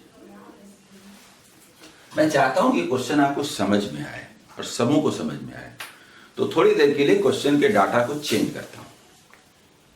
समझ लीजिए कि ए एक दिन में, 1 डे में 2 टॉयज बना सकता है, 2 टॉय बना सकता है। बी जो है 3 टॉय बना सकता है और सी जो है 6 टॉय बना सकता है। तो क्वेश्चन कैसा है कि ए किसी ने मदद नहीं किया तो ये काम करता रहा। फर्स्ट डे भी, सेकंड डे भी, थर्ड डे भी, फोर्थ डे भी, रोज यही काम करता रहा, अकेला काम करता रहा। ना मैं मदद करूंगा, तो आइए मैं तो काम करूंगा ही करूंगा। ए रोज काम करता है, ये तो तय है। थर्ड डे बी सी दोनों आ जाते हैं। आप मुझे बताइए, फर्स्ट डे ए काम किया तो 2 टॉयज बना, सेकंड डे ए काम किया तो फिर 2 टॉयज बना, थर्ड डे ए काम किया 2 टॉयज बनेगा। अब बी भी आ गया तो 3 टॉयज बनेगा और सी भी आ गया तो 6 टॉयज बनेगा। तो थर्ड डे कितना टॉय बना? 6, 3, 9, 2, 11। मुझे बताइए, फर्स्ट डे 2 टॉयज बना, सेकंड डे 2 टॉयज बना, थर्ड डे 11 टॉयज बना, फिर आगे 2 टॉयज बनेगा, फिर 2 टॉयज बनेगा, फिर 11 टॉयज बनेगा। मुझे बताइए, फर्स्ट 3 डेज में 2, 2, 4 और 11, 15 टॉयज बनेगा कि नहीं? 3 डेज में 15 टॉयज बनेगा कि नहीं? अगले 3 डेज में फिर 15 टॉयज बनेगा कि नहीं? मुझे बताइए, 15 टॉयज बनाने में 3 डेज लगता है कि नहीं? अगर मान लीजिए कि टोटल जो प्रोजेक्ट हो 75 टॉयज का हो, तो बोलेंगे अच्छा ठीक है, पूरा 75 टॉयज का जॉब है और 15 का मतलब 1/5 of the work can be done in 3 days. Okay, the whole work in 15 days. Answer. बोलिए बात समझ में आई कि नहीं? 15 toys in 3 days. तो ऐसा मत बोल दीजिएगा कि एक दिन में 5 खिलौना। ना ना ना, एक दिन में तो रेट ही नहीं है। एक दिन में तो फर्स्ट डे तो 2 बनता है, सेकंड डे तो फिर 2 ही बनता है, थर्ड डे 11 बन जाता है। 3 डेज में 15 टॉयज का मतलब 1 डे में 5 टॉयज नहीं हुआ। 1 डे का रेट ही अलग है, लेकिन 3 डेज में 15 टॉयज जरूर बनेगा। फर्स्ट 3 में 15, फिर सेकंड 3 डेज के इंटरवल में फिर 15, फिर 15, फिर 15 और 75 टॉयज अगर होता तो 5 बार 3 डेज लगता, 15 डेज आंसर होता। ये मैंने समझाने के लिए कहा। आ जाइए क्वेश्चन पर। अब मैप क्या है? मैप क्या है? 3 डेज का हम लोग यूनिट पकड़ लेते हैं, क्योंकि 3 डेज में जो वर्क होता है अगले 3 डेज में फिर वही होता है, वही होता है, वही होता है। आप मुझे बताइए, 3 डेज में ए ने 3 डेज वर्क किया तो 3/20, बी ने 1 डे वर्क किया 1/30, सी ने 1 डे वर्क किया 60। आप मुझे बताइए कि 9, 10 to 12/60 टॉयज का मतलब 1/5 ऑफ द वर्क हुआ कि नहीं? in 3 days, in 3 days.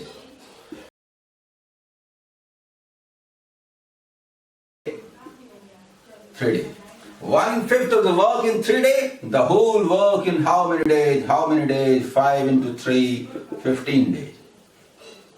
15 days. Answer. 1/5 work करने में 3 डेज लगता है, तो पूरा वर्क करने में कितना दिन लगेगा? 15 डेज। आंसर समझ में आया? 3 डेज में वर्क हम लोग देख लिए, 1/5 हुआ पूरे काम का। 1/5, 3 days, the whole work in 15 days.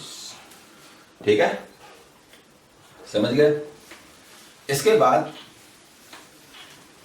हमारा 5th क्वेश्चन, बहुत सुंदर question.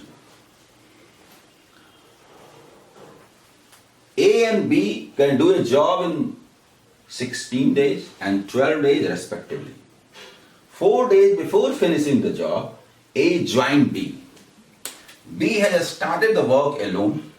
Find how many days B has worked alone. B ने काम शुरू किया और खत्म करने तक रहा। A काम खत्म होने से 4 दिन पहले ए आया और काम खत्म होने तक रहा। ए का जो रेट है वो 16 डेज में काम करने का है और बी का जो रेट है वो 12 डेज में काम करने का है। देखिए, बताइए कि find how many days B has worked alone, ये बताना है। पहले क्वेश्चन हो चुका है। ए और बी के वर्क का सेपरेशन पॉसिबल है तो कर देना चाहिए। तो आप ए को बुलाइए, इधर आइए। आपने खत्म होने के 4 डेज बिफोर ज्वाइन किया था ना, कितना दिन काम किया? तो मैंने तो 4 डेज काम किया बस। अरे ए, आप 4 डेज काम किए, 16 डेज में तो आप पूरा काम कर देते। 4 डेज में कितना किए? 1/4। अच्छा, 1/4 वर्क आपका है तो बाकी मेरा है माने 3/4 वर्क मेरा है। बी ने कहा मेरा है। पूरे वर्क को तो मैं 12 डेज में कर सकता हूं, तो 3/4 वर्क को 9 डेज में मैंने किया। 9 डेज में मैंने काम किया। 9 डेज तक मैं काम करता रहा। 4 डेज तो मैंने आपके साथ किया, तो 5 डेज मुझे अकेले करना पड़ा। आंसर नहीं समझे? पूरा वर्क बी ने शुरू किया और जब खत्म हुआ उस समय तक बी रहा। बी पहले अकेले करता रहा और खत्म होने से 4 डेज पहले ए आया। ए को बोले ठीक है, आपने कितना दिन काम किया? 4 डेज ना, 16 में तो पूरा कर देते, तो 4/16 माने 1/4 वर्क आपका है, हटाइए अपना काम, बाकी मेरा है, मेरा 3/4 वर्क। पूरे वर्क को बी का कहना है मैं तो 12 डेज में कर सकता हूं, तो 3/4 वर्क को 9 डेज में, मुझे यहां से यहां तक 9 डेज लगा, 4 डेज आपके साथ, 5 डेज अलोन। क्वेश्चन था बी ने अकेले कितने देर काम किया, 5 डेज अकेले काम किया। बोलिए टाइम इन वर्क, इसका कॉन्सेप्ट आगे बढ़ा या नहीं? इसमें और भी एपिसोड्स होंगे, काम चलता रहेगा, लेकिन इतना जरूर हो चुका है कि कोई भी क्वेश्चन आए तो आप उस पर एक बार सोच सकें, अटेम्प्ट ले सकें। All the best.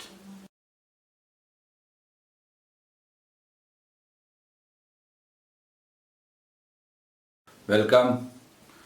Time and work के इस क्लास में आप सबों का स्वागत है। इस बार हम लोग कुछ बेसिक्स क्वेश्चंस जो लगातार सीरीज में चले आए थे उनको लेकर आगे बढ़ेंगे। आइए देखते हैं। 6 men and 3 boys working together can do 5 times as much work per hour as a man and a boy together. Compare the work of a man with that of a boy. 2 groups equal कब होते हैं? जब दोनों ही group समान समय में समान काम करते हैं, सेम इंटरवल ऑफ टाइम में सेम वर्क जब करें तो 2 ग्रुप्स इक्वल कहे जाते हैं, 2 स्ट्रेंथ इक्वल कहे जाते हैं। थोड़ा सा ट्विस्टेड है, पर आवर, उससे क्या फर्क पड़ता है?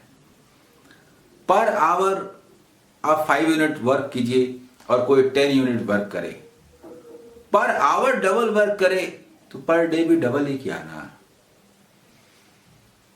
जब तक समान समय में समान काम ना हो, स्ट्रेंथ को इक्वल नहीं बोलेंगे। हमारे पास है कि 6 मेन है एंड 3 बॉयज हैं, 3 बॉयज हैं। ये एक ग्रुप है, ये किसी काम को करता है, इस काम को करता है, वर्क, ये वर्क पकड़ लीजिए।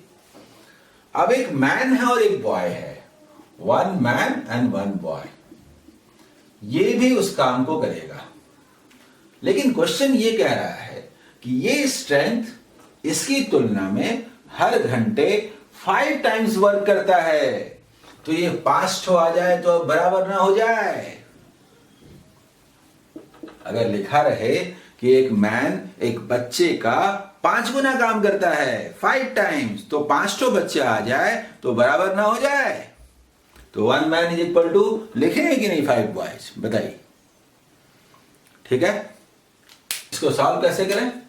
तो मैन एंड बॉयज का रिलेशन कभी नेगेटिव नहीं होगा, इसलिए फ्री हैंड है। 6 man 5 man 1 man, 3 boys 5 boys 2 boys, यानी मैन बाय बॉय ले तो 2 बाय 1, यानी 2:1 answer, 2:1 answer.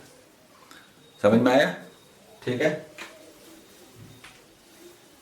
Second question, if 12 men and 16 boys can do a piece of work in 5 days and 13 men and 24 boys can do it in 4 days, how long will 7 men and 10 boys take to do it? Question ये कहता है कि 12 men and 16 boys का एक group है, ये एक group है, ये किसी कार्य को, किसी काम को, किसी वर्क को 5 डेज में करता है। हम लोग बोले नहीं 1 दिन में कीजिए, तो वो 5 टाइम्स हो जाएगा और कहेगा ठीक है अब हम लोग कर देंगे। यानी किसी काम को 1 दिन में करने के लिए ये ग्रुप सफिशिएंट है, जस्ट सफिशिएंट है। फिर क्वेश्चन कहता है कि 13 मेन एंड 24 बॉयज का एक और ग्रुप है, वो भी उसी काम को, उसी वर्क को, ओके, उसी वर्क को अगर करे तो उसे 4 डेज लगते हैं। हम लोग कहते हैं नहीं 1 दिन में काम खत्म कीजिए, तो वो अपने को 4 टाइम्स कर लेगा और कहेगा ठीक है 1 डे में खत्म कर देंगे। उसी काम को 1 दिन में करने के लिए ये ग्रुप भी जस्ट सफिशिएंट है, ये ग्रुप भी जस्ट सफिशिएंट है। तो क्या दोनों ग्रुप समान ना हुआ, इक्वल ना हुआ? समझ गए? और जब दोनों ग्रुप इक्वल हुए तो मैन और बॉयज का रिलेशन कभी नेगेटिव नहीं होगा। फ्री हैंड सॉल्व करते हैं, 12 into 5 60 men and 13 into 4 52 men, यानी लेस हुआ तो 8 men. 16 into 5 80 and 24 into 4 96, यानी कि 16 boys, यानी कि 1 man is equal to 2 boys. नहीं समझे? ऐसे ब्रेक करने का कुछ मतलब नहीं है कि इसको 60 मेन बनाया, इसको 80 बॉयज बनाया, इसको 52 मेन बनाया, इसको 96 बॉयज बनाया और फिर मैन इधर गया, बॉय इधर गया. ये सब लिखने की जरूरत नहीं है, डायरेक्ट सॉल्व कीजिए ऐसे. ठीक है. इसके बाद जो हम लोग मैन और बॉय जो भी लीजिए और डेज ये जो लेते हैं, तो हमारे पास एक ग्रुप है. वो ग्रुप क्या है? वो ग्रुप है 7 मेन एंड 10 बॉयज का. वो किसी काम को कितने दिन में करेगा ये पूछा है. और कोई भी एक लाइन सफिशिएंट है कि 12 मेन प्लस 16 बॉयज. ये लीजिए या सेकंड वाला लीजिए. ये ग्रुप किसी कार्य को, किसी काम को 5 डेज में करते हैं. सबको हम लोग बॉयज बना दें स्मॉलर क्वांटिटी में, तो 1 man is equal to 2 boys है. तो 12 मैन इज इक्वल टू क्या हुआ? 24 boys and 16 boys, 40 boys can do a work in 5 days. इसको भी बनाइए. 7 का मतलब 14 बॉयज, क्योंकि 1 man is equal to 2 boys. 7 man का मतलब 14 boys and 10 boys, 24 boys will do it in how many days? सीधा सीधा कैंसिल करते हैं. 25/3 यानी कि 8 and 1/3 days answer. 8 and 1/3 days answer. बोलिए समझ में आया कि नहीं? ये ऐसे हुआ. 1 man is equal to 2 boys है, तो 12 into 2 24 man boys, 24 boys plus 16 boys, यही हमने लिखा 40 बॉयज. 7 मैन तो इंटू 2 करेंगे तो बॉयज होगा, यानी कि 14 बॉयज और प्लस 10 बॉयज. ये कहने का मतलब क्या हुआ? 24 बॉयज. समझ में आ गया होगा? ठीक है, आगे बढ़े.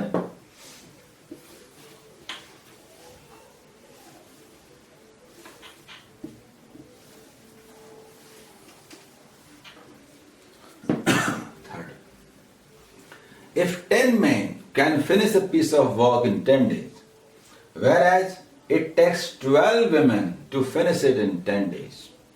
If 15 men and 6 women undertake to complete the work, then in how many days will they take to complete it? ये पूछा है. देखिए, 2 स्ट्रेंथ इक्वल कब होते हैं? जब दोनों ही समान समय में समान कार्य करते हैं. और यहाँ क्या लिखा हुआ है?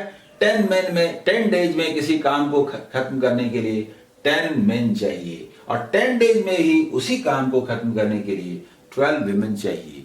10 डेज भी सेम है, वर्क भी सेम है, तो स्ट्रेंथ इक्वल हुआ कि नहीं? यानी 10 men is equal to 12 women हुआ कि नहीं? यानी 5 men is equal to 6 women हुआ कि नहीं? इसमें 1 डे कराने की जरूरत नहीं है, कर भी सकते हैं, क्या जरूरत है. क्वेश्चन है if 15 main plus 6 women work करे तो वर्क कितने दिनों में खत्म होगा? मेन और वर्क, विमेन और बॉयज एंड डेज कितने दिनों में खत्म होगा? तो आप कोई भी ले सकते हैं. अगर सबको क्या बनाया जाए, मैन या विमेन, तो सबको विमेन बनाए, मैन भी बना सकते हैं. क्यों? 6 women is equal to 5 men लिखा हुआ है, तो 6 विमेन की जगह पर 5 मेन लिख देते हैं. तो 20 main will do a work in how many days? और हमारे पास क्या दिया हुआ है कि 10 men can complete a work in 10 days. तो 20 men in how many days? देखिए 5 days. ठीक है, तो आंसर क्या हुआ? 5 days. ये समझ में आ रहा है? ये हम लोग इस तरह से कैसे सॉल्व कर रहे हैं, तो इसमें हम लोग एपिसोड 1, 2 वगैरह में बात कर चुके हैं, वो एक बार देख लीजिएगा, उसके बाद ये आपको आसान लगेगा. A certain number of men, last question, a certain number of men can do a piece of work in 60 days. If there were 8 men less, it could be finished in 10 days more. How many men are there? ये सवाल है। मैंने शुरू में बताया था आपको कि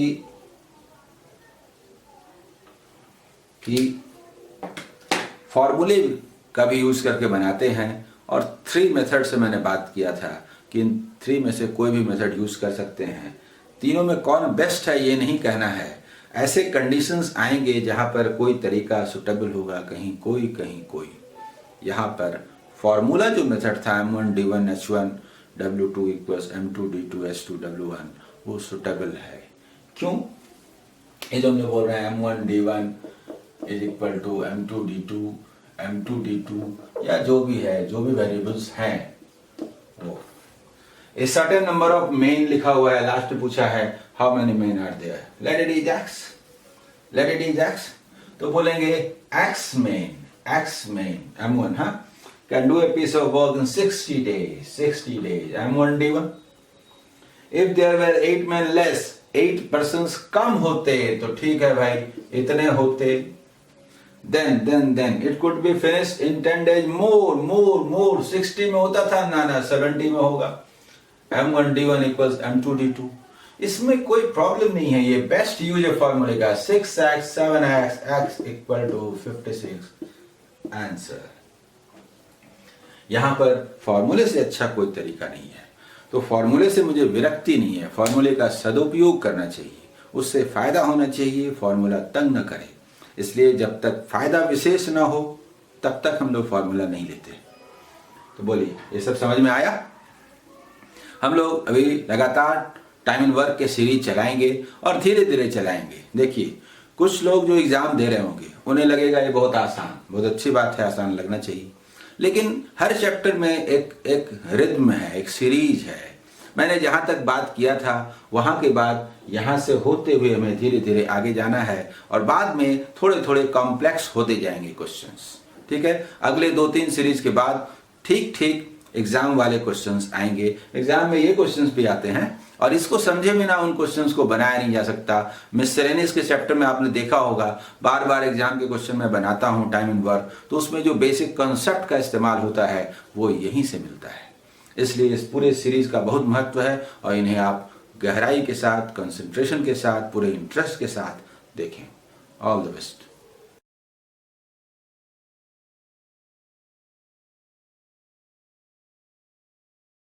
वेलकम। टाइम एंड वर्क के इस क्लास में आप सब 3 क्वेश्चंस लिए हैं। तीनों ही एग्जाम की दृष्टि से इंपॉर्टेंट हैं। फर्स्ट 2 क्वेश्चंस जो मैंने लिए हैं उन दोनों में सिमिलैरिटी भी है और डिफरेंसेस भी हैं। दोनों एक जैसे भी हैं एक दृष्टिकोण से, और एक तरह से अपोजिट भी हैं दूसरे दृष्टिकोण से।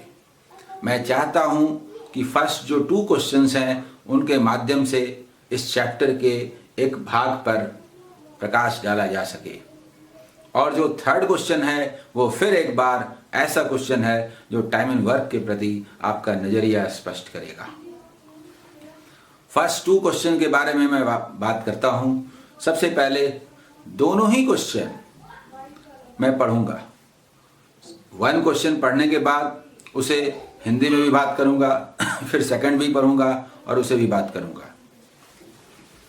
हमारा जो फर्स्ट क्वेश्चन है, a builder decided to build a farm house in 40 days.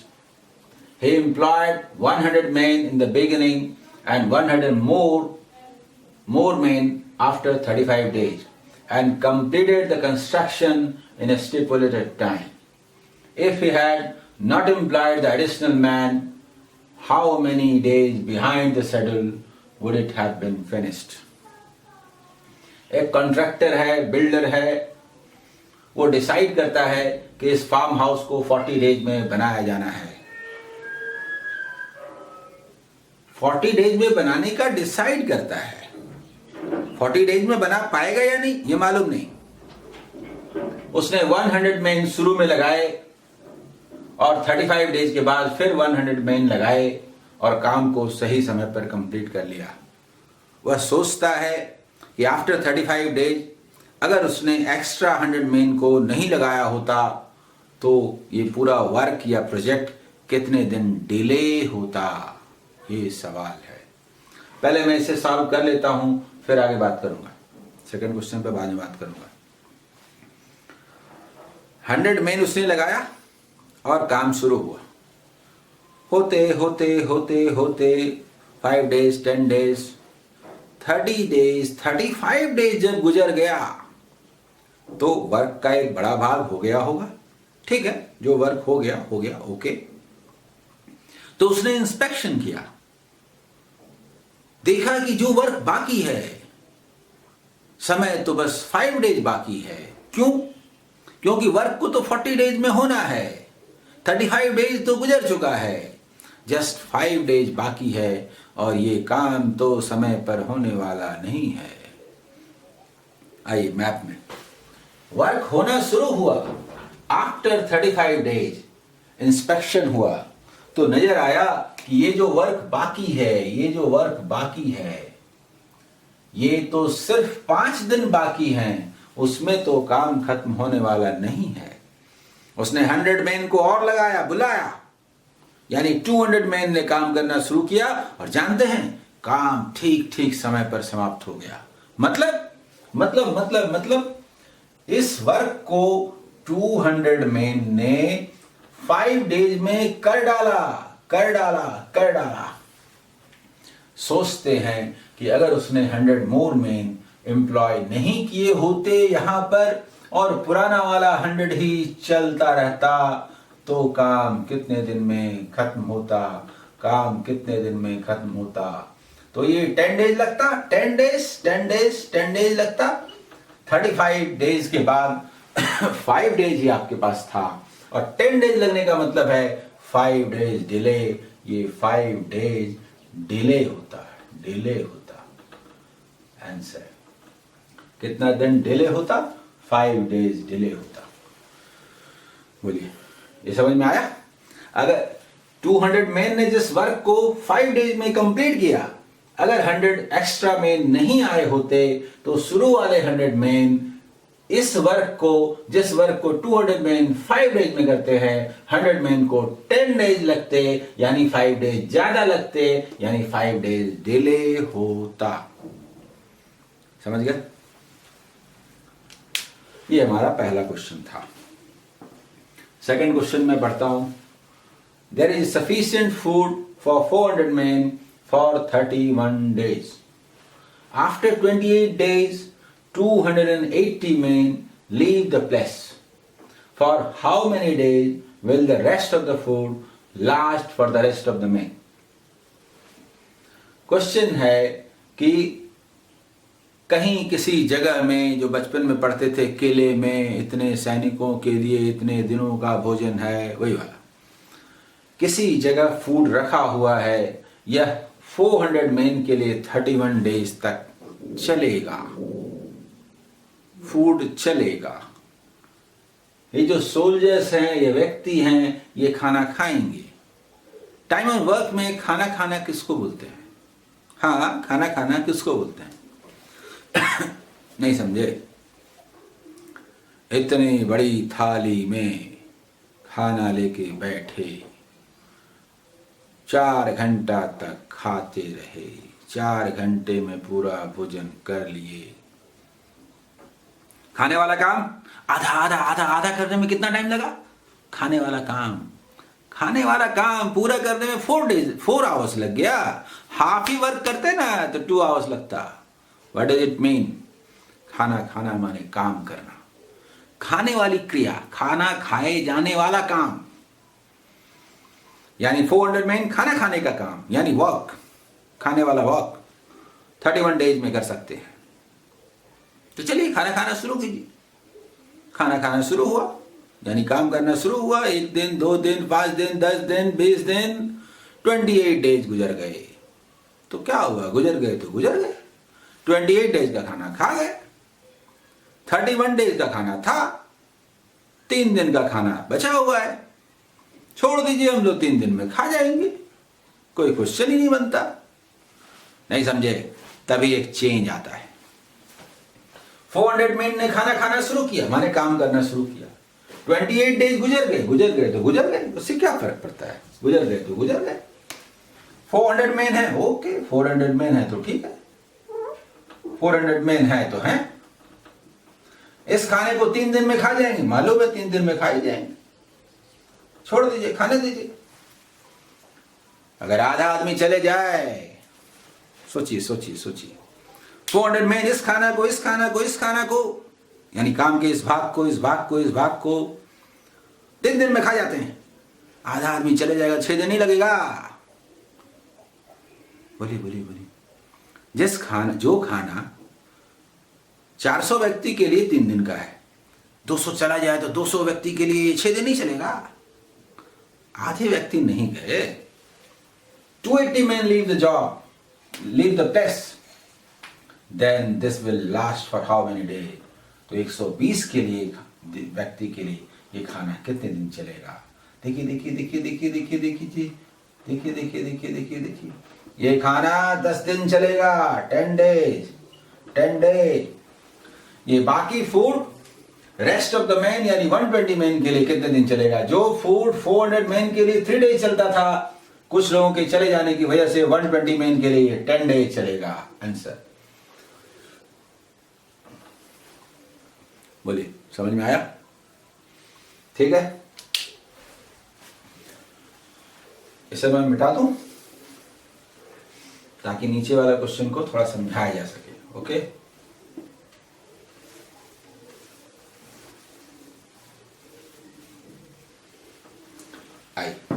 Third question मैं पहले पढ़ता हूं।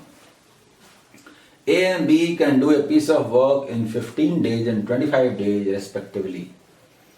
Both start the work together and work for some time, but B leaves the job 7 days before the work is completed. Find the time in which the work is finished. फिर से बोलता हूं, ए और B किसी काम को 15 days and 25 days में क्रमशः कर सकते हैं, यानी किसी वर्क को ए 15 डेज में कर सकता है और बी 25 डेज में कर सकता है। दोनों ने एक साथ काम करना शुरू किया और कुछ दिनों तक साथ साथ काम किया, लेकिन कुछ दिनों के बाद बी ने काम छोड़ दिया। कब छोड़ा? काम समाप्त होने से 7 दिन पहले। But we leave the job 7 days before the work is finished. Work अगर 20 डेज में खत्म होना था तो उसको 7 days before 13 days पहले छोड़ दिया। Like that, 20 डेज नहीं है कहने का मतलब, काम को जब खत्म होना था, जब खत्म हुआ उससे 7 days पहले छोड़ दिया। अब बताइए कि काम कितने दिन चला, कुल मिला के काम कितने दिन चला। आइए हम लोग A and B walked together and walked alone if possible। इन दोनों के वर्क का सेपरेशन करते हैं। दोनों ने एक साथ कितने दिन काम किया और अकेले किसी ने कितने दिन काम किया। इफ पॉसिबल A का काम अलग करते हैं, B का काम अलग करते हैं, और हर क्वेश्चन में दोनों में से कोई एक जरूर होता है, किसी में दोनों होता है। इस क्वेश्चन में बोलें कि A ने कितने दिन काम किया और B ने कितने दिन काम किया, तो वो डाटा अवेलेबल नहीं है, यानी A एंड B के वर्क का सेपरेशन पॉसिबल नहीं है। मतलब मेंटली कम से कम कैलकुलेशन करने के ख्याल से एक्स वाई मान करके तो आप कर ही सकते हैं, लेकिन टुगेदर एंड अलोन ये पॉसिबल है, और कम से कम रफ वर्क करके आप बना सकते हैं। कैसे? आइए मैप में दिखाता हूं। यहां से काम शुरू हुआ, ये ए पॉइंट का नाम है, ये ए का नाम है। अगर दिक्कत है तो इसको छोड़ दीजिए, पी क्यू कर देते हैं। पी क्यू वर्क है। ए और बी दो, ए किसी काम को 15 डेज में कर सकते हैं और बी 25 डेज में कर सकते हैं, और दोनों ने काम करना शुरू किया। काम यहां खत्म होगा, लेकिन इससे 7 डेज पहले बी ने काम छोड़ दिया, यानी यहां तक ए और बी दोनों ने काम किया, फिर बी ने छोड़ दिया, फिर ए अकेला काम करता रहा। सी से क्यू तक ए ने अकेले वर्क किया 7 डेज। सुनिए, सी से पूछते हैं, सुनिए ए से पूछते हैं, सुनिए सुनिए सुनिए, आप पूरा काम कितने दिन में कर सकते हैं? तो मैं तो 15 डेज में कर सकता हूं। तो ठीक है, 15 डेज में नहीं कीजिएगा, लेकिन 7 डेज में कितना काम किए थे? तो 7/15। अच्छा 7/15 आप अकेले किए थे, तो बाकी काम दोनों मिलके किए थे 8/15। अच्छा 8/15 जो वर्क है, 8/15 जो वर्क है, वर्क ये दोनों मिलके किए थे। ठीक है, दोनों मिलके किए थे। ओके, ये समझ में आ रहा कहां से आया? 7 डेज में 7/15 वर्क ए ने किया, तो ये कहां से आया? 1 - 7/15, दैट मीन्स कि 8/15 वर्क। ओके, 8/15 वर्क दोनों ने साथ साथ किया। रेडी? मुझे बताइए कि ए और बी दोनों एक साथ मिल करके, मान लीजिए एक डाटा कि किसी काम को 10 डेज में कर सकते हैं, तो आधा काम को कितने दिन में करेंगे? 5 डेज। ए और बी मिल करके कोई वर्क 10 डेज में कर सकते हैं, कोई वर्क पूरा वर्क नहीं पूरा नहीं जी, हाँ बताइए ना। तो ठीक है, पूरा 10 डेज में, तो आधा कितना? 5 डेज में होगा ना। अच्छा कैसे होगा, थोड़ा समझाइए, तो नहीं समझे। हाँ तो ऐसे पूरा काम 10 डेज में, तो आधा काम आधा गुना 10, 1/3 work 1/3 work into 10, 1/5 work 1/5 into 10, होगा कि नहीं? तो ए और बी से मैं पूछता हूं, ए आप कितने दिन में कर सकते हैं अकेले? 15 डेज में। अच्छा बी आप अकेले कितने दिन में कर सकते हैं? 25 डेज में। अच्छा तो दोनों मिलके उस काम को माने पूरे काम को कितने दिन में कर सकते हैं? अभी कर सकते हैं जी, x + y इतने दिन में कर सकते हैं पूरा काम नहीं जी, इतना काम बताइए ना, इतना काम बताइए ना। They are made for each other. 8 × 5 = 40, 5 डेज। नहीं समझे? बताता हूं। एकदम शुरू में ही आप देख चुके हैं कि ए अगर किसी वर्क को x डेज में कर सकता हो, बी किसी वर्क को y डेज में कर सकता हो, तो दोनों मिलके उस वर्क को xy/x + y डेज में कर सकते हैं। पूरे काम को 15 × 25/15 + 25 मतलब 40 डेज में कर सकते हैं। पूरे वर्क को इतने दिन